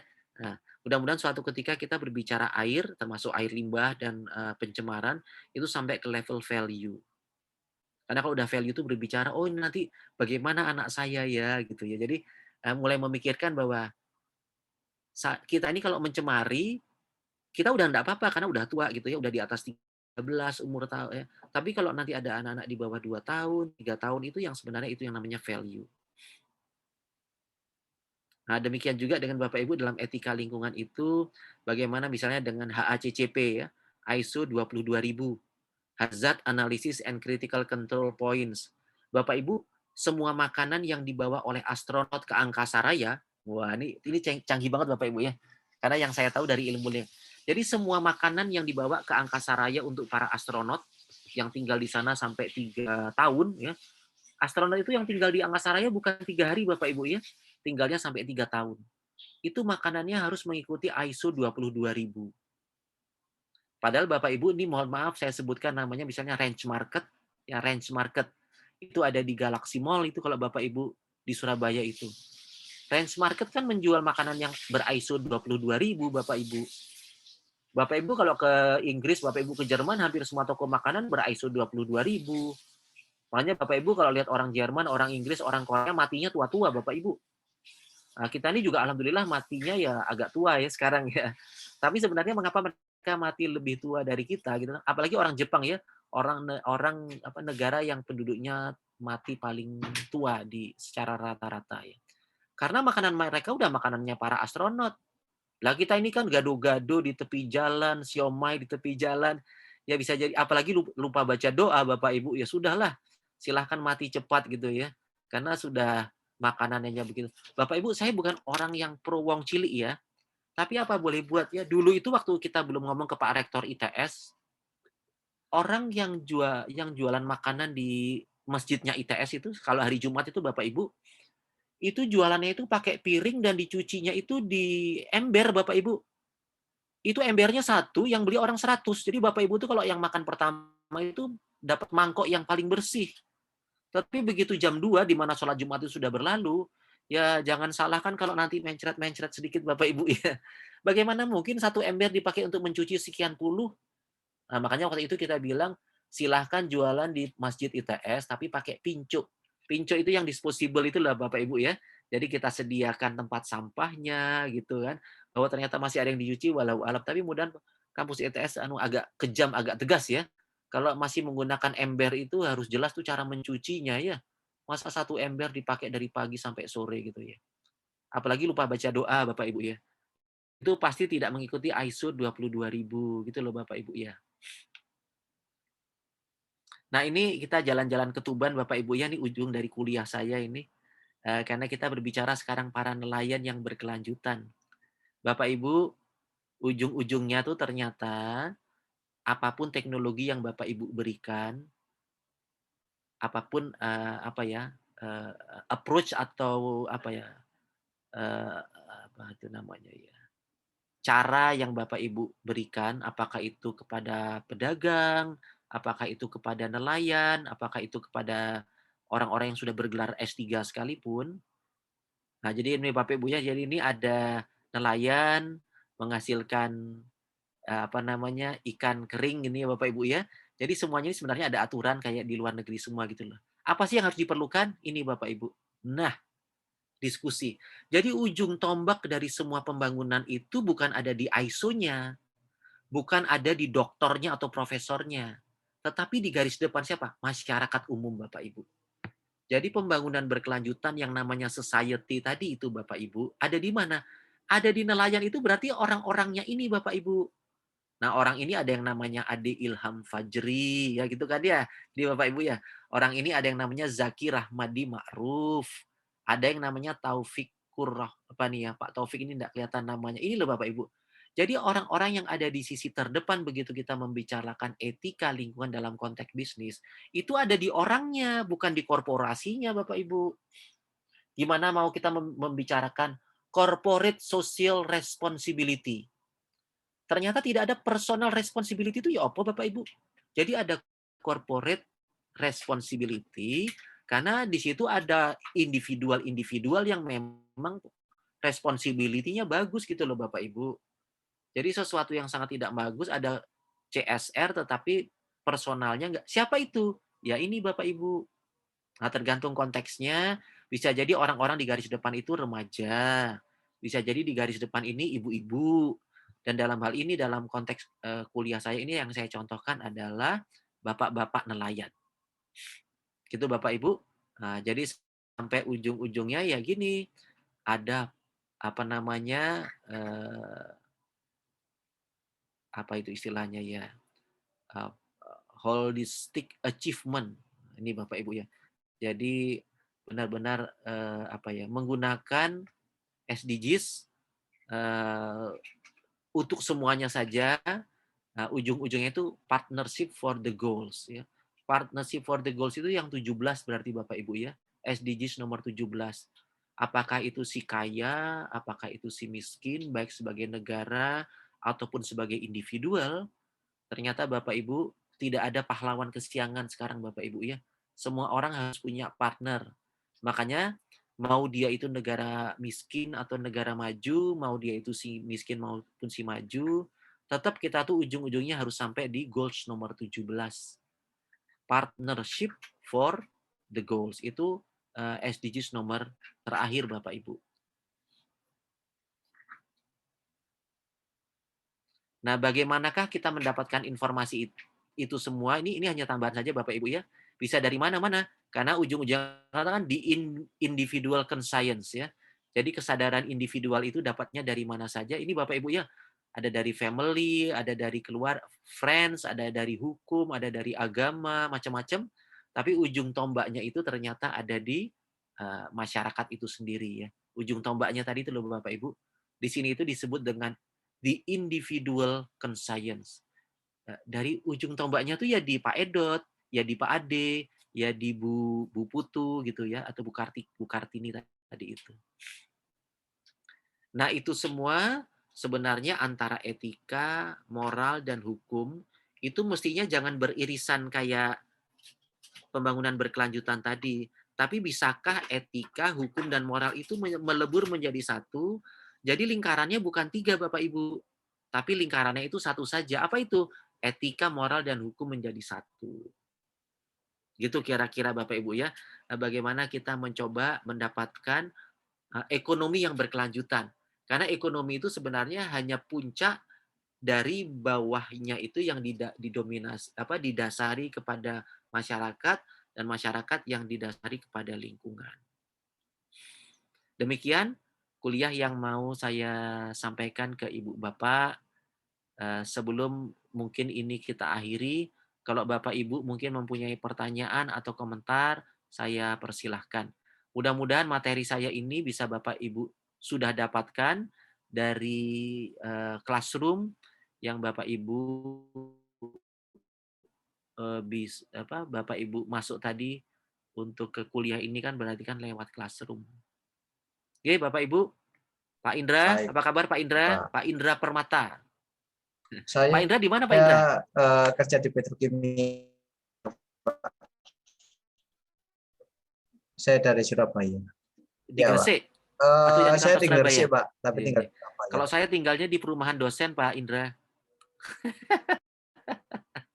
Ya kan, kalau gini kan sambil lalu kan sambil kenal. Ini orangnya ini 17, ini baru ada 13. Pak Indra, di kelasnya Bapak ini ada kayak semacam apa? Komting atau ketua kelas gitu toh Pak Indra? Atau Pak Naufal tadi ya? Pak Naufal, mana Pak Naufal? Ah, Pak Andi. Pak Andi apa kabar Pak Andi? Ya Pak, alhamdulillah baik. Pak Naufal panggilannya ya. Iya betul Pak. Pak Noval di mana? Di Surabaya atau di Inggris? Saya di Surabaya Coret Pak, Sidoarjo. Pak Noval jadi ketua kelas ya? Ya, ya monggo Pak. Enggak, saya enggak. Saya hanya nyuwun tulung, Mas. Kalau ketemu sama teman-teman yang enggak masuk dikasih tahu, Mas. Apalagi Oh tadi nggih. mungkin kalau nggak salah Bu Putu sama Pak Zaki itu merekam. Jadi mungkin kalau ini mau di-share ke teman-teman yang tidak masuk, monggo saja. Jadi inilah untungnya punya sistem apa online. Karena dengan online itu kalau direkam ini bisa disampaikan ke teman-temannya yang lain ya. Maksud saya ke Pak Noval itu yang belum masuk monggo dikasih tahu, Mas. Oh nggih, Saya hanya siap pengen Pak. tahu saja. Siap. Siapa tahu kan. Yang saya khawatirkan tuh kalau sakit, Mas. Kalau sibuk atau apalagi sedang dipanggil Pak Presiden itu saya diam-diam sajalah atau panggil Pak Menteri. Tapi kalau siapa tahu sedang sakit, ayo siapa tahu kita bisa melakukan sesuatu buat sahabat kita yang mungkin sedang tidak bisa kuliah. Itu maksudnya. Itu maksudnya, Mas. Siap. Kalau nggak COVID kan nggak jadi masalah ya. Dengan suasana COVID ini jangan sampai saya tiba-tiba tuh kan teman saya itu meninggal, teman saya meninggal. Jadi memang COVID itu dulu rasanya yang meninggal tuh jauh-jauh gitu ya. Sekarang ini kok Yang meninggal kok tambah dekat aja. Siap, Pak. Ya itu Mas, nyuwun tulung Mas kalau ada yang monggo Bapak Ibu ada yang memberikan komentar atau pertanyaan silahkan. Saya mau bertanya, Pak. Nggih, monggo Pak. Eh, Perusahaan saya kan petrokimia ya, Pak ya. Nggih, Concern sekali mengenai lingkungan yang seperti nggih, Bapak sampaikan tadi itu kan semen. Kalau saya kan bahan kimia, Pak ya. nggih, Sampai suatu ketika saya ini kan bergerak di bidang project, Pak ya. nggih, Itu sampai eh, perusahaan itu sampai konsennya luar biasa. ya, Sampai project yang dikatakan rugi itu tetap dilanjutkan, Pak, karena nggih, lingkungan. nggih, Katanya untuk mendapatkan proper. Apakah maksud saya itu lingkungan itu profitnya terhadap apanya ya, Pak, terhadap perusahaan? Karena kelihatannya kok proyek rugi pun setiap bulan bisa sampai rugi ratusan juta itu tetap dijalankan demi lingkungan yang baik. Padahal kita tahu sendiri profitnya juga tidak ada kalau proyeknya rugi. hmm, Cuma mendapatkan proper yang bagus gitu loh, Pak. hmm. Maksud saya impact-nya terhadap perusahaan biar saya ini paham, Pak. Apa sih pengaruh lingkungan terhadap perusahaan agar perusahaan ini bisa tetap survive? Ataukah perusahaan itu harus yang seperti Bapak jelaskan tadi harus taat lingkungan biar mendapatkan perhatian pemerintah atau bagaimana, Pak? Ya oke Pak Indra, matur nuwun. Pak Indra itu terkait dengan proper ya Pak Indra ya? Benar, Apakah ada kata-kata proper betul Pak ya? benar, Pak. Pak Indra, saya tuh sebenarnya sedang memberikan feedback kepada pemerintah ya. Mengapa kok ada proper yang diberikan oleh pemerintah pusat, mengapa kok ada proper yang diberikan oleh pemerintah provinsi, dan ada proper yang diberikan oleh pemerintah kabupaten kota. Itu saya juga sedang mempertanyakan Bapak Ibu ya. Jadi, eee saya suka ya Bapak Ibu yang mungkin, tahu apa itu AMDAL ya, mengerjakan AMDAL, analisis mengenai dampak lingkungan.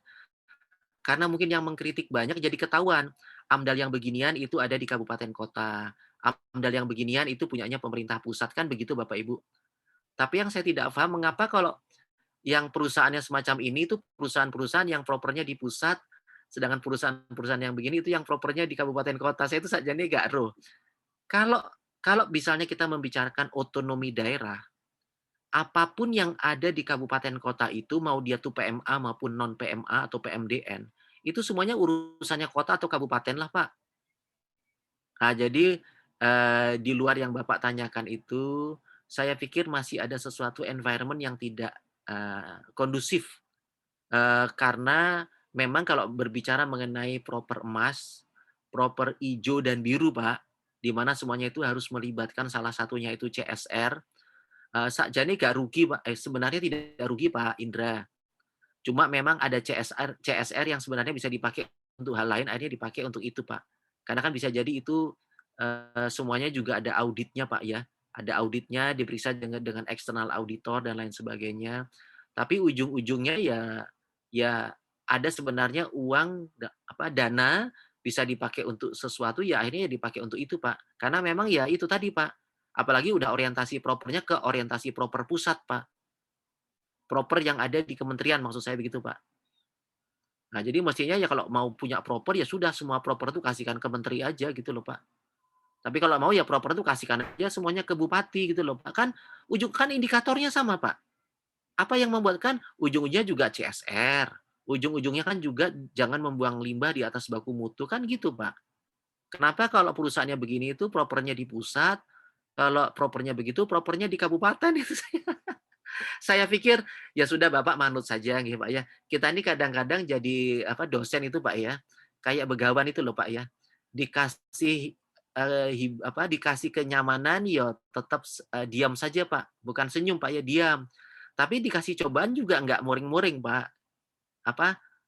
Ojo gumunan kata Pak Harto, Pak. Ndak boleh gitu, Pak.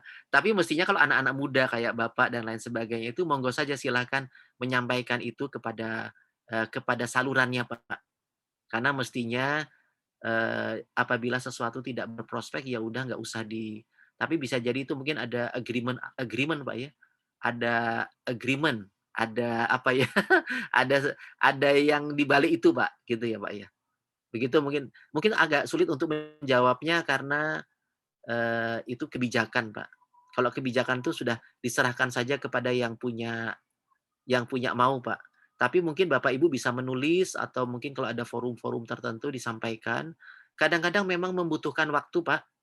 Kadang-kadang persoalan itu terselesaikan karena waktu, Pak. Waktulah yang bisa menyelesaikan persoalan.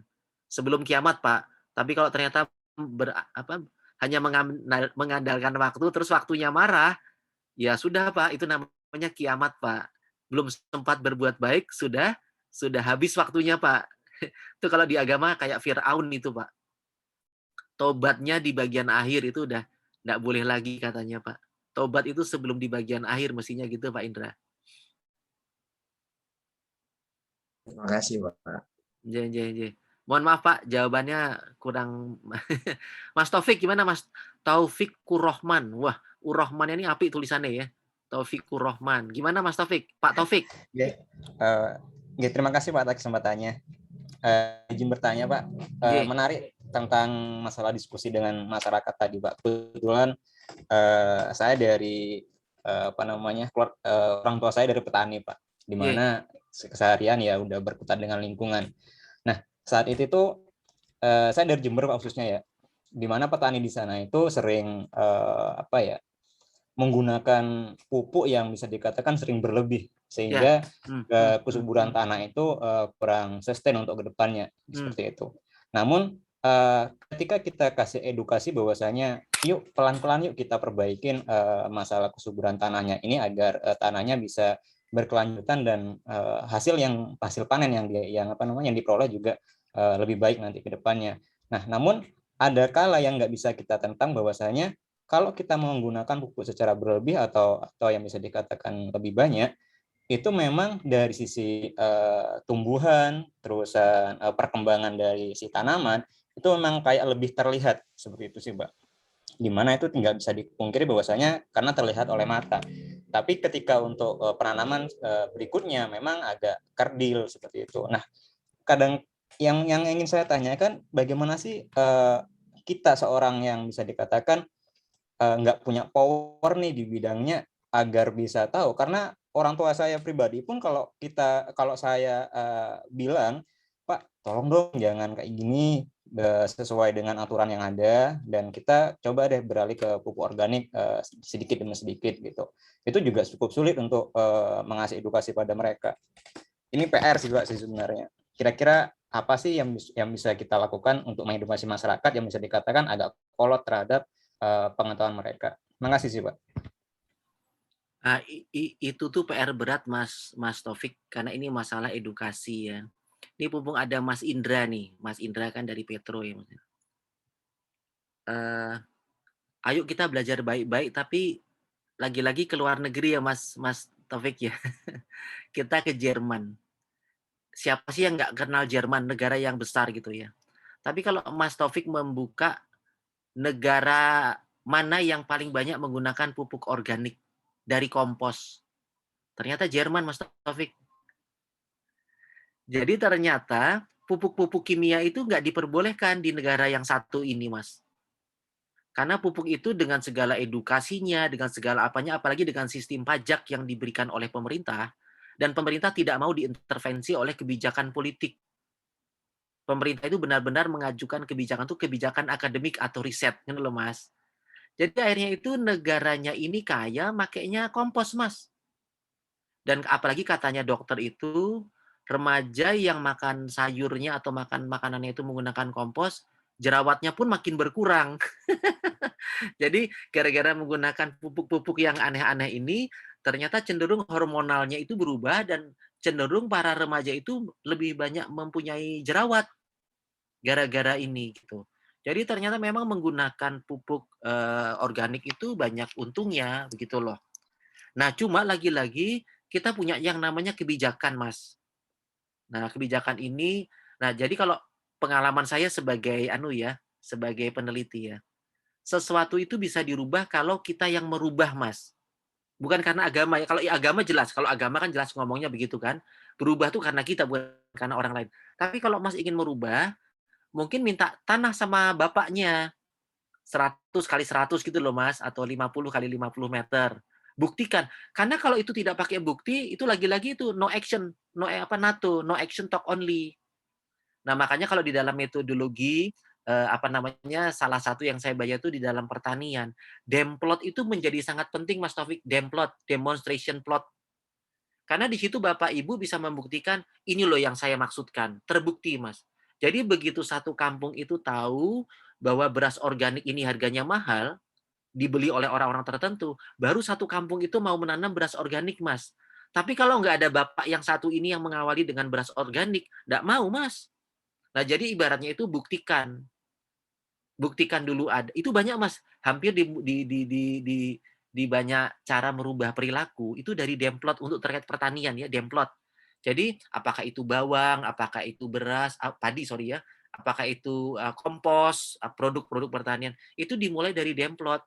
Nah, mungkin itu bisa membantu Mas. Saya tidak bisa menjawab karena mungkin bisa jadi ada jawaban yang lain, tapi bisa jadi demplot itu membantu Mas. Membuka orang itu mau berperilaku, sudah ada contohnya gitu loh, Mas. Mungkin itu. Kalau Mas nggak punya demplot sendiri, mungkin bisa belajar ke tetangganya. Jadi Mas Taufik sudah punya teman di Mbuh Jember Coret atau Bondowoso Coret itu, dibawa ke sana. Karena kalau kita sendiri kan kadang-kadang kita nggak punya. Tapi kalau kita punya networking, SDGs nomor 17 tadi, Mas, jadi belajar suruh mereka belajar sesama mereka gitu loh Mas. Jangan yang ngajari itu Pak Edot yang punya gelar PhD, punya gelar master, itu nanti dianggap cuma orang pinter Mas. Tapi kalau mereka belajar sesama temannya mudah-mudahan lebih lebih pas gitu loh Mas. Apalagi temannya itu ternyata pendidikannya lebih rendah dan sebagainya, tanahnya juga lebih sempit, tapi kok bisa lebih berproduktif. Nah, itu mungkin mungkin ya Mas ya, bisa membantu dari sisi edukasi Mas. Gitu mungkin Mas Taufik. Oke, terima kasih Pak. Ya, ya dicoba aja Mas karena caranya banyak loh Mas, bukan itu. Itu bukan Iya, salah iya, satu Pak. cara. Benar-benar. Pak Zaki, gimana Pak Zaki? Oke Pak, saya mau tanya Pak, ini terkait yang masalah SDGs ini Pak. J. Tadi kan juga disinggung tentang industri 4.0 itu. Ya. Yang mana industri 4.0 itu kan basicnya adalah sistem itu terintegrasi. Salah satu utama contohnya itu yang mana pekerjaan itu diganti dengan robot biar efisien dan efektif secara biaya mutu dan waktunya Pak. Nah, ketika model-model seperti ini, industri 4.0 ini apakah sanggup kita itu menggapai SDGs yang sampai 17 itu Pak di tahun 2030. Yang mana ya memang kita disarankan untuk menjadi masyarakat 5.0, tapi akan tidak mudah sampai 2030 gitu Pak. Nah, mungkin dari Pak Edi itu ada arahan atau apa yang harus dilakukan biar mencapai SDGs yang sampai 17 itu Pak. Terima kasih.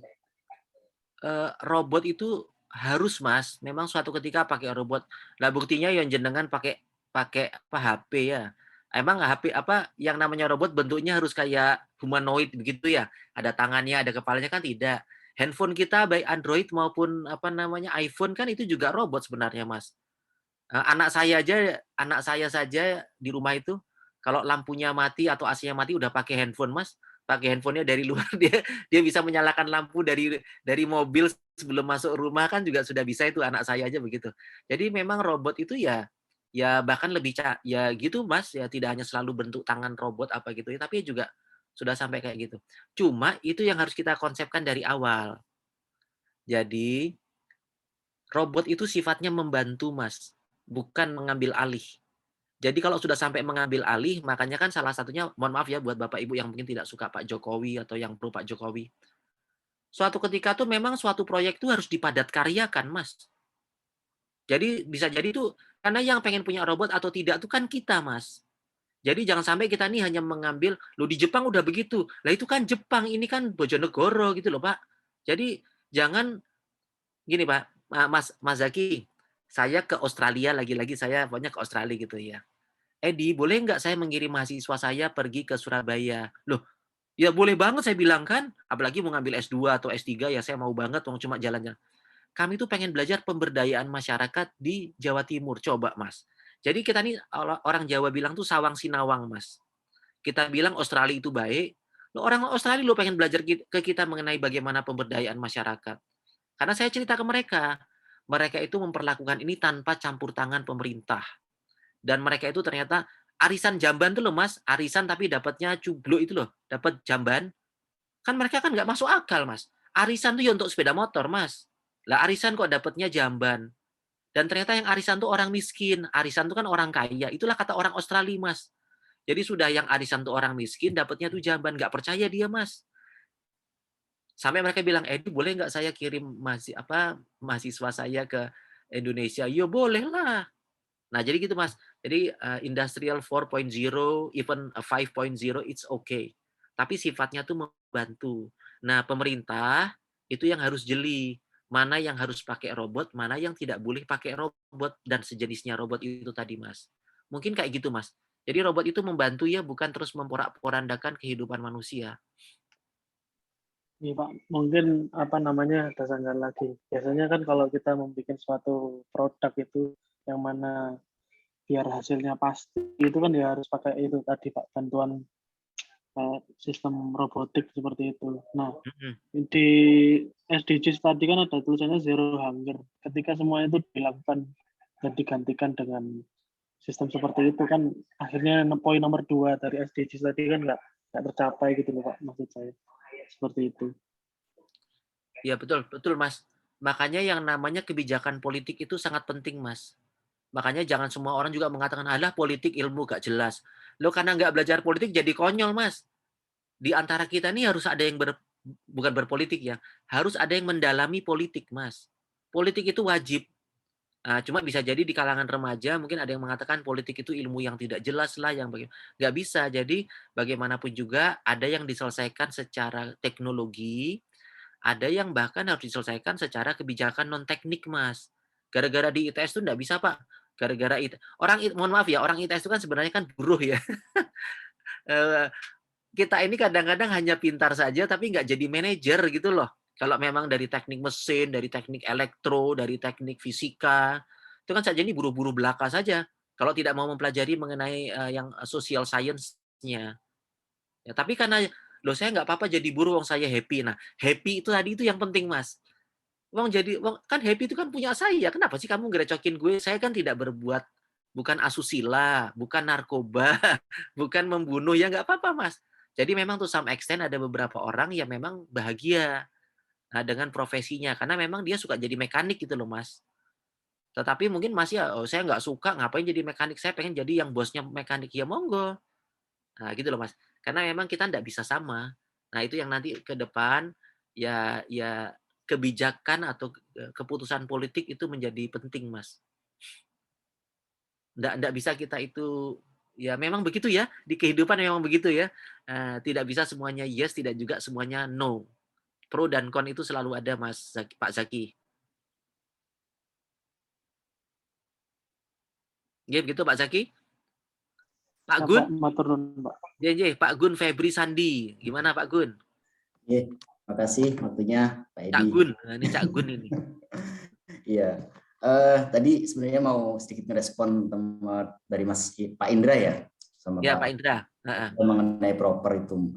Saya sebenarnya nggak bermaksud menggurui atau apa, sedikit sharing saja. Meskipun saya tidak terlibat langsung dalam tim proper, kebetulan saya dari PJP Pak Gresik. Ya, suan Pak Gun. Jadi bahwa teman-teman yang menghandle aktivitas proper itu sering diskusi juga, bukan saja diskusi. Memang kalau kita melihat secara profitabilitas tidak menghasilkan sesuatu yang dalam jangka pendek gitu ya. Namun ternyata memang dalam jangka panjang yang jelas kalau teman-teman di bidang sekretariat atau di bidang yang misalnya membidangi proper ini akan melihat sesuatu itu secara jangka panjang. Bahwa ketika kita memberikan kontribusi pada lingkungan, bisa jadi proses bisnis yang berjalan di perusahaan kita itu secara tidak langsung akan didukung oleh lingkungan kita. Misal kita memberikan manfaat kepada desa-desa yang ada di sekitar kita melalui CSR-nya, melalui program-program pemberdayaan masyarakat maupun yang sifatnya terkait dengan pembenahan lingkungan gitu ya. itu juga akan bisa memberikan dampak terhadap kemudahan-kemudahan yang diberikan oleh masyarakat. Karena kadang yang menjadi penghalang itu bisa jadi di tempat-tempat yang baru itu adalah resistensi dari masyarakat sekitar gitu, Pak. Exactly, Mas. Ya. Itu yang beberapa kali menjadi kendala dalam pembangunan PLTU baru yang ada di PJB itu seperti itu. Sehingga memang ibaratnya kita memberikan sesuatu untuk sesuatu yang lebih besar gitu loh, izin usaha yang dipermudah dan sebagainya. Nah, terkait dengan tadi yang Pak Taufik tadi ya, bagaimana bisa menjadi motor gitu ya, konsepnya sebenarnya kalau di proper itu kan ada semacam local hero gitu ya Pak. Ya betul, ya. Local hero itu memang bisa jadi mungkin Pak Taufik ini nanti bisa menginisiasi untuk kerjasama atau istilahnya membuka pintu bagi perusahaan-perusahaan yang ada di sekitarnya. Karena sudah punya konsep kan bahwa dia Pak Taufik ini kan pengennya ke arah apa, untuk menyadarkan masyarakat atas penggunaan pupuk yang berlebihan itu kurang bagus lah, barangkali ada perusahaan yang bisa diarahkan ke sana. Biasanya memang seperti itu. Jadi ada semacam simbiosis mutualisme antara local hero dengan perusahaan yang akan memberikan CSR-nya. Kalau yang terjadi di PJB UP Gresik kemarin memang kita memiliki local hero di Pulau Bawean, Pak. Ya, jadi salah satu motor yang ada di sana yang mungkin memang dia memiliki konsep, tapi secara sumber daya finansial maupun dukungan yang lain kurang, itu kita bisa ada kerjasama yang cukup baik dan dalam jangka panjang. Sedikit itu mungkin Pak Edi sharing dari kami, mohon maaf, makasih. Secara prinsip memang proper itu bagus sekali karena gini Pak Gun. Ini berbicara mengenai lingkungan atau proper tadi itu ya. Kalau sekarang lampu mati, kita langsung dampaknya tuh langsung pulang. Bahkan beberapa mahasiswa saya tuh dulu ya Pak, alhamdulillah lampunya mati, gak tahu kuliah. Jadi kalau ketemu mahasiswa ITS itu, wah lampunya mati, gak tahu kuliah, mulai gitu apa? Aduh lampunya mati, ayo kita pulang yuk, gak jadi kuliah gitu. Tapi saya pernah mengajar di salah satu kampus swasta gitu ya. Pak Edi lampunya mati, nggak enak nih, kapan kita diganti? Karena kalau di mahasiswa sebelah sana itu dia merasa membayar mahal. Jadi kalau kuliah itu tidak diganti dia rugi. Nah, itu beda banget jadi. Ternyata zaman ITS zaman dulu itu, ini ITS zaman dulu ya. Kalau lampunya mati itu senang mahasiswa, pulang. Nah, tapi gini, tapi kalau lingkungan itu dirugikan, nggak kayak lampu mati.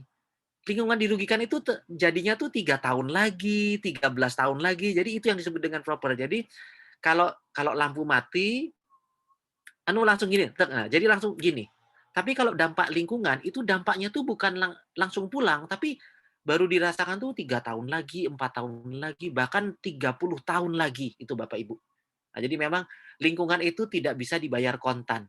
Makanya Bapak Ibu membuang sampah dengan baik di tempatnya, tidak meludah di tempatnya itu, dampaknya itu lama gitu loh Bapak Ibu ya. Nah, merubah inilah yang kadang-kadang dibutuhkan dari perubahan yang kecil. Jadi agent of change itu biasanya adik-adik yang di SD, di SMP itu. Jadi di luar negeri itu memang perubahan itu diberikan sejak mereka kecil. Sedangkan kita tuh merubahnya waktu sudah tua. Jadilah yang namanya perubahan perilaku. Apanya yang mau dirubah sudah SMA aja angel dirubah, apalagi udah tua kayak saya ini sukar sekali merubah. Merubah itu ya sebenarnya ya kayak little hero tadi itu benar. Jadi little hero tadi itu ya memang ya adik-adik SD, SMP gitu dan local hero. Gitu Pak Gun. Mbak Ratih, adakah yang mau disampaikan atau sharing buat kita semua? Baik Pak, terima kasih atas kesempatannya. Jadi agak menyambung sedikit dengan apa yang disampaikan Pak Gunadi dengan Pak Indra tadi Pak. Nah kalau saya melihat, kebetulan saya kerja di pembangkit Pak PLTU. Kalau kita lihat kan untuk proper sendiri Pak, kalau masih proper biru itu kan masih cenderung kita memenuhi kewajiban. Jadi itu biaya yang dikeluarkan itu tidak terlalu besar.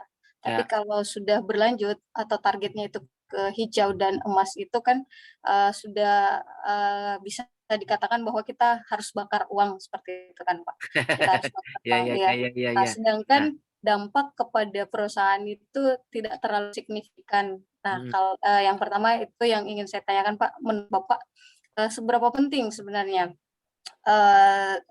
proper itu dijalankan oleh perusahaan. Dan yang kedua Pak, nah saat ini kan kalau PLTU sendiri kan limbahnya itu faba ya Pak. untuk Mhm. saat ini limbah faba sudah dikeluarkan menjadi limbah B3 Ya. dan diminta untuk dimanfaatkan secara masif ya, secara masif. Mhm. Nah, sayangnya Pak, ketika kita ingin melakukan pemanfaatan, kita terbentur lagi di aturan selanjutnya yang meminta untuk dilengkapi dokumen-dokumen lainnya, dokumen lingkungan. Nah, ini jadi kesannya itu bahwa pemerintah memberikan kita membuka pintunya, namun kemudian mempersempit ruang gerak kita. Nah, Mhm. itu gimana Pak tanggapannya? Karena faba ini kan kalau bagi PLTW itu adalah apa ya, semacam biaya biaya tambahan yang harus dikeluarkan. Gitu, Mhm. Pak. Oke. Yang pertama itu, eee fabanya yang kedua, yang pertama tadi apa, Mbak? Yang fabanya kan kedua, yang pertama? Yang pertama yang ini Pak, yang proper itu cenderung sebagai bakar uang saja Pak, untuk perusahaan-perusahaan. Mhm. Gini, kita lebih baik pragmatis, realistis ya, Mbak Ratih ya. Dalam artian, ya sudah, karena saya lebih pada posisi sebenarnya proper itu udah kasihkan semuanya ada di Jakarta atau semuanya ada di kabupaten kota, itu kalau saya ya. Jadi proper itu hanya berlaku untuk seragam gitu loh. Jadi kalau Bapak Ibu mengerjakan AMDAL, itu sudah bagus sekarang ya, peraturannya itu lebih merata. Selama mereka udah punya SDM yang bagus, ya sudah dilakukan di kabupaten itu saja. Cuma kalau pekerjaannya semacam ini, dia harus ke Jakarta karena memang dia tuh lintas kabupaten kota dan sebagainya, karena memang harus ada yang ke Jakarta gitu loh. Nah, tapi kalau jika tidak ya ya sudah diikutin saja. Karena kalau kalau kalau apa namanya, eee, kita tidak artinya tuh dibahas boleh, tapi kita tuh ya apa maneh ya, saya itu kan karena sudah tua gitu mungkin ya, kita tuh mengikuti saja karena sebenarnya itu bagus kok. Jadi nggak ada yang salah dengan yang mau diusulkan proper itu. Cuma saya hanya melihat kenapa kok harus ada yang itu kan untuk anak cucu Adam gitu loh. Ini apakah ada kaitannya dengan apa gitu loh yang mau dicari gitu loh. Kenapa kok nggak dikasihkan aja ke kabupaten kota benar-benar sebagai penguasa. Nggak, masalahnya begini, kalau kita lagi-lagi ke Australia sama ke US, semuanya tuh pasti udah dikasihkan ke negara bagian itu sendiri gitu loh, ada di wali kota. Kalau di Amerika kan nggak ada bupati ya, semuanya wali kota. Jadi urusan-urusan kayak gitu udah pasti diurusi sama wali kota gitu loh. Nah di kita ini kan nggak tahu apa karena mungkin kita tuh negaranya provinsi ya, bukan negara federal. Jadi akhirnya ya yang seperti ini. Jadi begitulah memang tata kelola negara kita yang rodo unik ya. Jadi mestinya ya eh, kecuali ini loh, kecuali misalnya agama, militer, apa namanya, keuangan, rupiah itu, nah itu memang harus ada di negara. Tapi selebihnya tuh kasihkan aja ke pemerintah kabupaten kota, ya kan? Kalau seperti mengenai apa, keuangan, seperti militer itu setiap provinsi punya militernya sendiri-sendiri kan aneh. Nah, cuma ya mestinya urusan-urusan yang mengenai seperti itu kasihkan aja ke kabupaten kota. Kecuali itu udah lintas provinsi ya.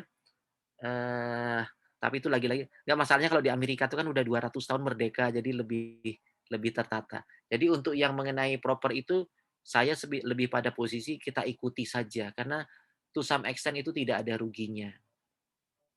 Apalagi kalau melihatnya di jangka panjang. Terus yang mengenai faba tadi itu Mbak, itu saya juga jadi gini, saya lupa yang di Jawa Tengah itu ya, kan sebenarnya itu kan dia dilarang bisa digunakan. Akhirnya itu ada yang, apa, yang bottom es-nya atau apanya itu ya, atau saya lupa yang mana itu, akhirnya dijadikan rumah, Mbak, sama mereka di Jawa Tengah itu. Jadi waktu sudah dijadi rumah dan dikasihkan ke warga, pemerintahnya yang bingung. Secara aturan katanya itu masih mengandung logam inilah, logam itu ya. Tapi begitu itu sudah jadi, masyarakat yang bilang, "Kalau lu mau ngancurin rumah gue, kita lawan." Jadi ya sudah jadi perbenturannya itu sudah antara masyarakat dengan pemerintah. Nah, itu yang sebenarnya harus dilihatkan wisdom-nya. Jadi jangan hanya ada ketakutan belaka, seakan-akan dia itu adalah limbah B3, tapi juga jangan ada euforia belaka, seakan-akan kalau sudah maunya masyarakat itu harus diikuti. Nah, lagi-lagi di sini tuh peran pemerintah tuh harus clear, mana iya, mana tidak. Yang saya tahu itu adalah mengenai, saya lupa yang bottom S atau yang fly S itu saya lupa ya. Dari dulu waktu saya ngurusi banyak beberapa pabrik semen, selalu kan studi bandingnya ke Australia. Sampai si orang Australia itu ada yang namanya profesor, namanya dokter. Dari dulu yang namanya Australia sudah tidak menganggap itu sebagai logam berat. Karena sudah menjadi berguna. Australia loh yang sudah jelas-jelas awareness-nya tuh tinggi, itu sudah bisa dijadikan ditaruh di samping rumah. Saya sedang makan, ini dinding saya tuh udah dari logam berat versi kita gitu loh. Tapi ya sudah, tapi di Indonesia Mbak, selama itu masih tertulis sebagai appendix bahwa itu adalah belum bisa dipakai, itu juga kita harus konsisten gitu loh. Jadi jangan kita bilang, loh di Australia bisa, kenapa di sini tidak bisa? Masalahnya di sini masih jadi aturan ada lampirannya tuh ada. Jadi artinya ya itu yang saya bilang kita harus taat azas, Mbak. Nah, makanya mungkin kalau punya pengacara, punya apa gitu kan, ayo diskusi baik-baik dengan teman-teman di KLHK. Mana yang harus diperbaiki gitu loh, Mbak. Mudah-mudahan di antara teman-teman Mbak atau siapa itu ada yang rada-rada ulet ya. Karena begitu tuh kadang-kadang harus sampai masuk ke coffee morning. Kalau dalam diskusi umum itu biasanya tidak ada persoalan tidak terselesaikan. Tapi kalau pendekatannya itu kadang-kadang lewat minum teh bersama itu persoalan malah bisa selesai. Atau kadang-kadang harus masuk lewat teman-teman dewan, Mbak. Sorry ya saya ngomongnya belak-belakan ya. Kadang-kadang itu kalau bertemu dengan eksekutif, Mbak, itu yang agak bisa melunakkan itu dan bahkan bisa melunakkan tuh tinggal lewat-lewat teman-teman dari dewan. Itu pengalaman saya. Tapi kadang-kadang kalau ada teman dewan itu rada-rada aneh ya kita ketemu juga sama teman-teman eksekutif atau orang-orang perguruan tinggi. Mudah-mudahan keseimbangan itu selalu ada, Mbak. Tapi janganlah kita membiarkan kalau sesuatu itu memang jelas-jelas merusak lingkungan. Apapun caranya harus kita mulai, walaupun yang paling sedikit itu kita hanya bisa lewat berdoa, Mbak. Itu yang paling elek, Mbak. Ya berdoa gini, minta sama Allah gitu ya, sama Tuhan. Itu yang paling elek, Pak. Tapi kalau bisa punya teman kayak ada Pak Gunadi, ada kayak Pak Indra, ada kayak Pak Zaki, coba diajak ngomong, Mbak. Mudah-mudahan selalu ada solusi, Mbak. Tapi janganlah hati kecilnya Mbak itu dimatikan gara-gara hanya pasrah kepada aturan. Karena belum tentu juga aturan itu bagus gitu loh, Mbak. Kan aturan tuh kadang-kadang bagus dalam waktu sekarang. Bisa jadi 5 tahun lagi harus berubah gitu loh, Mbak. Jadi kalau punya sesuatu yang memang punya common sense yang normal, jangan tiba-tiba rasa-rasa itu dimatikan belaka, Mbak. Nanti Bu Ratih atau dari Bapak Ibu yang lain itu indera keenamnya mati ya. Jadi Bapak Ibu kalau punya sesuatu yang dalam tanda petik gundah, gundah itu wajar, Mbak, gundah. Galau itu wajar, tapi jangan setiap saat galau gitu loh. Nah, itu yang kadang-kadang harus dimunculkan karena memang itu udah waktunya dimunculkan. Maksudnya itu didiskusikan dengan banyak teman gitu loh, Mbak. Itu yang saya lakukan kalau saya bisa ngajak teman-teman dewan atau yang lain untuk diajak diskusi. Gitu ya Bu Ratih ya. Lagi-lagi jawaban sosial ini memang rada-rada angel. Mungkin terakhir ya dari Mbak Bu Putu, Mbak Putu. Iya Pak, izin tanya lagi satu. Enggak Saya boleh, sebenarnya enggak, takutnya nanti yang lain-lain kemalaman. iya betul. Kalau memang kemalaman nanti saya Enggak mungkin apa-apa, silakan Mbak, silakan. Iya Pak, ini kebetulan saya juga mau sharing mengenai pencemaran lingkungan. Di Bali kan kita anak muda ini memiliki komunitas malu dong buang sampah seperti itu. Dan kami itu sedang berpikir bagaimana menanggulangi limbah dari keadaan COVID ini memaksa kita untuk menggunakan masker 1 kali pakai seperti itu. Dan yang kita tahu masker merupakan bahan mengandung plastik juga atau limbah B3, yaitu di mana dia bahan beracun berbahaya. Seperti itu. Kira-kira menurut pengalaman Pak Edi, bagaimana baiknya kita menanggulangi, karena masker kan saatnya kita dominan terus pakai seperti itu. Beda dengan sampah plastik. Kalau plastik itu masih bisa kita ganti dengan kertas. Saat ini di Bali sudah tidak bisa memakai sampah plastik lagi ketika kita belanja, harus membawa kertas seperti itu dari rumah. Untuk masker bagaimana Pak? Terima kasih. Sebenarnya jawabannya bisa gampang atau bisa tidak gampang ya. Kalau di US TPA, sanitary landfill, yang dibuang ke tanah itu sudah sangat jarang. Demikian juga dengan di Jepang. Semuanya itu lebih banyak menggunakan insinerator, dibakar, Mbak. Dan membakarnya pun sampai temperatur 1200, 1500 dan sebagainya. Sehingga kalau kita itu membuang bahkan termasuk limbah B3 dan apalagi cuma masker itu nggak jadi masalah. Yang jadi masalah itu di Indonesia ini kita tuh nggak punya yang namanya insinerator, dan bahkan insinerator tuh bisa jadi di banyak tempat bahkan tidak diizinkan. Nah, terus bagaimana dengan limbah masker? Apalagi limbah masker itu dianggap sebagai limbah medis, sehingga diperlakukan sebagai limbah B3. Kalau kita itu konsisten sama pemerintah, Mbak, ya sudah kasihkan ke pihak ketiga, anggaplah sebagai limbah B3. Persoalan, jadi kadang-kadang kita memang harus berpikir pragmatis saja, Mbak. Nah, cuma masalahnya bagaimana di rumahnya Mbak Putu, di rumahnya Mbak Ratih, di rumahnya Mas Hisam, itu adiknya, kakaknya, suaminya, istrinya itu sampah masker itu dikumpulkan dalam satu tas, satu wadah untuk dibuang di satu tempat. Ini kan kita tidak punya aturan kayak gitu, Mbak.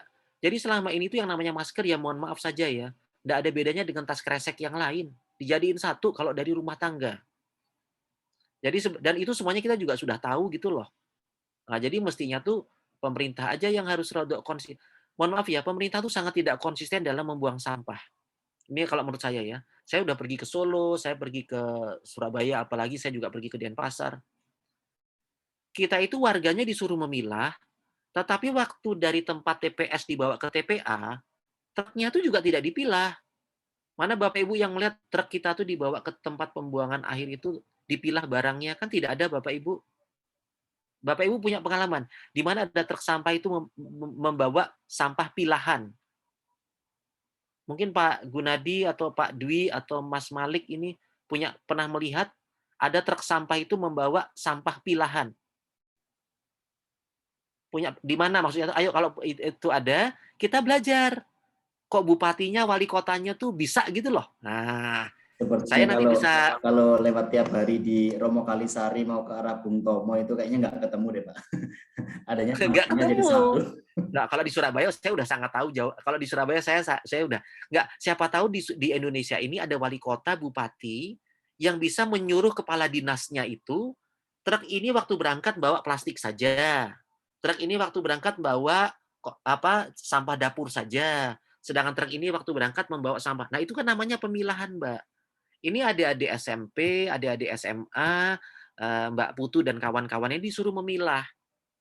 Tetapi dari TPS dibawa ke TPA itu dibawa dengan truk yang sama. Ngapain kita berpilah-pilah ria itu?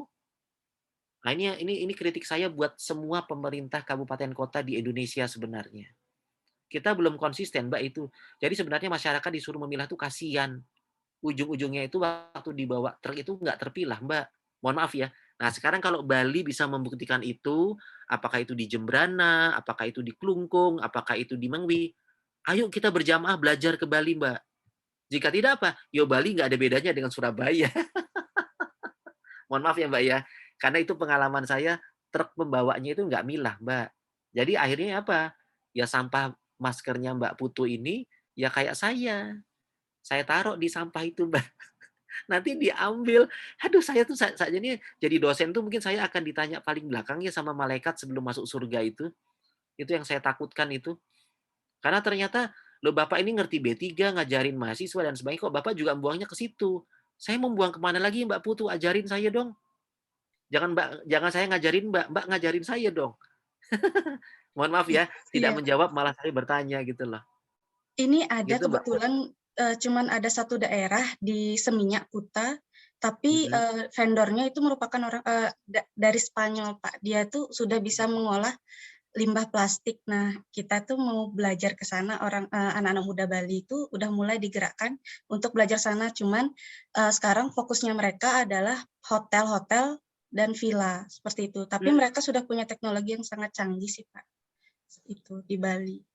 Cuman belum booming aja gitu. Saya baca itu kok, Mbak. Nah, mudah-mudahan yang pihak ketiga kayak gini tuh makin banyak. Sehingga apakah itu limbah masker ataupun limbah, tapi yang jelas investasinya itu harus ada orang pihak ketiga, Mbak. Nah, sebenarnya juga tidak perlu orang pihak ketiga, asal APBN itu disiapkan untuk itu sakjane iso kok, Mbak. Jadi mungkin harus pergi ketemu orang namanya Luhut Panjaitan begitu ya. Apalagi ketemu orang namanya Ibu Siti Nurbaya, itu bisa, Mbak. Tapi tentu saja mereka akan dipelototin sama teman-teman DPR ya.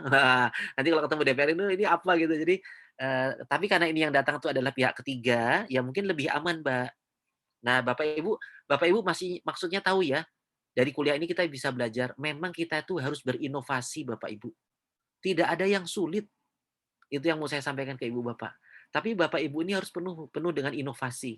Jadi kalau dikasih, jadi Pak saya mohon maaf Pak saya di jabatan kering. Kering atau basah itu hanya karena otaknya saja nggak beres gitu loh. Semua jabatan itu basah semua Bapak Ibu. Dan semua jabatan itu kering semua. Karena tengilnya otak kita saja gitu loh. Jadi Bapak Ibu tuh jangan, aduh kepala dinas ini saya nggak mau lah. Karena itu jabatan kering. Ini saya nggak habis pikir. Bapak Ibu semua jabatan itu kering Bapak Ibu. Tapi semua jabatan itu basah itu Bapak Ibu. Jadi begitu Mbak Putu, mungkin Mbak Putu sama teman-temannya perlu mencari orang yang kayak dari Spanyol itu makin banyak. Dan dia itu mau pasti karena dia punya untung Mbak. Kalau menurut bahasa Inggris itu no free lunch. Orang bule itu Mbak, apapun bangsanya, nggak mungkin dia membawa itu kalau itu tidak ada manfaatnya buat mereka. Nah itulah yang Bapak Ibu harus melihat. Sakjane kalau kita itu mengatakan B3, dari sisi mana itu tidak menjadi B3? Gara-gara peraturan pemerintah. Tapi gini, tidak menyalahi pemerintah, tetapi juga bisa dilakukan gitu loh. Jangan sampai artinya tuh melakukan tapi menyalahi aturan gitu loh. Nah itu yang kita sebut dengan inovasi. Selalu ada jalan untuk berbuat inovasi. Bapak Ibu mungkin itu dulu ya. Kita ketemu hari ini dan mudah-mudahan kita bisa ketemu lagi minggu depan. Saya berharap mudah-mudahan Pak Naufal bisa mengajak teman-temannya yang mungkin belum masuk. Dan minggu depan ini saya lihat ada sekitar Mohon izin Pak, D. kalau tadi ini kan udah dibuatkan grup ya untuk terkait kelas ini. Ada beberapa rekan itu yang sudah join dan menginformasikan bahwa mereka salah join kelas. Karena di MyITS-nya itu tertera ada 2 kelas, etika bisnis A dan etika bisnis B. Jadi mereka bingung dan ternyata memilihnya etika bisnis A. Untuk minggu depan mungkin masuknya ke etika bisnis B semua, Pak. Menurut Mas Naufal mereka semuanya datang sakjane ya? Ada yang tidak masuk? Iya. Oh ya sudah, ya wes. Oke Mas, terima kasih. Terima kasih networking-nya berarti jalan. Saya dari awal sudah sangat khawatir ada beberapa teman-temannya beberapa mahasiswa ini memang salah ruang. Itu untuk para dosen, kita udah pesen sama MMT sebenarnya untuk mengumumkan itu ya. Tapi ya nggak tahu itu ada di bagian administrasi kampus. Ya. Oke. Kalau gitu memang nggak perlu difoto aja Mas, kita buktikan bahwa mungkin minggu depan semuanya bisa datang. Dan saya positive thinking hari ini kita anggap semuanya datang gitu. Cuma salah kelas begitu. Terima kasih, Pak. Oke. Kalau gitu kita ketemu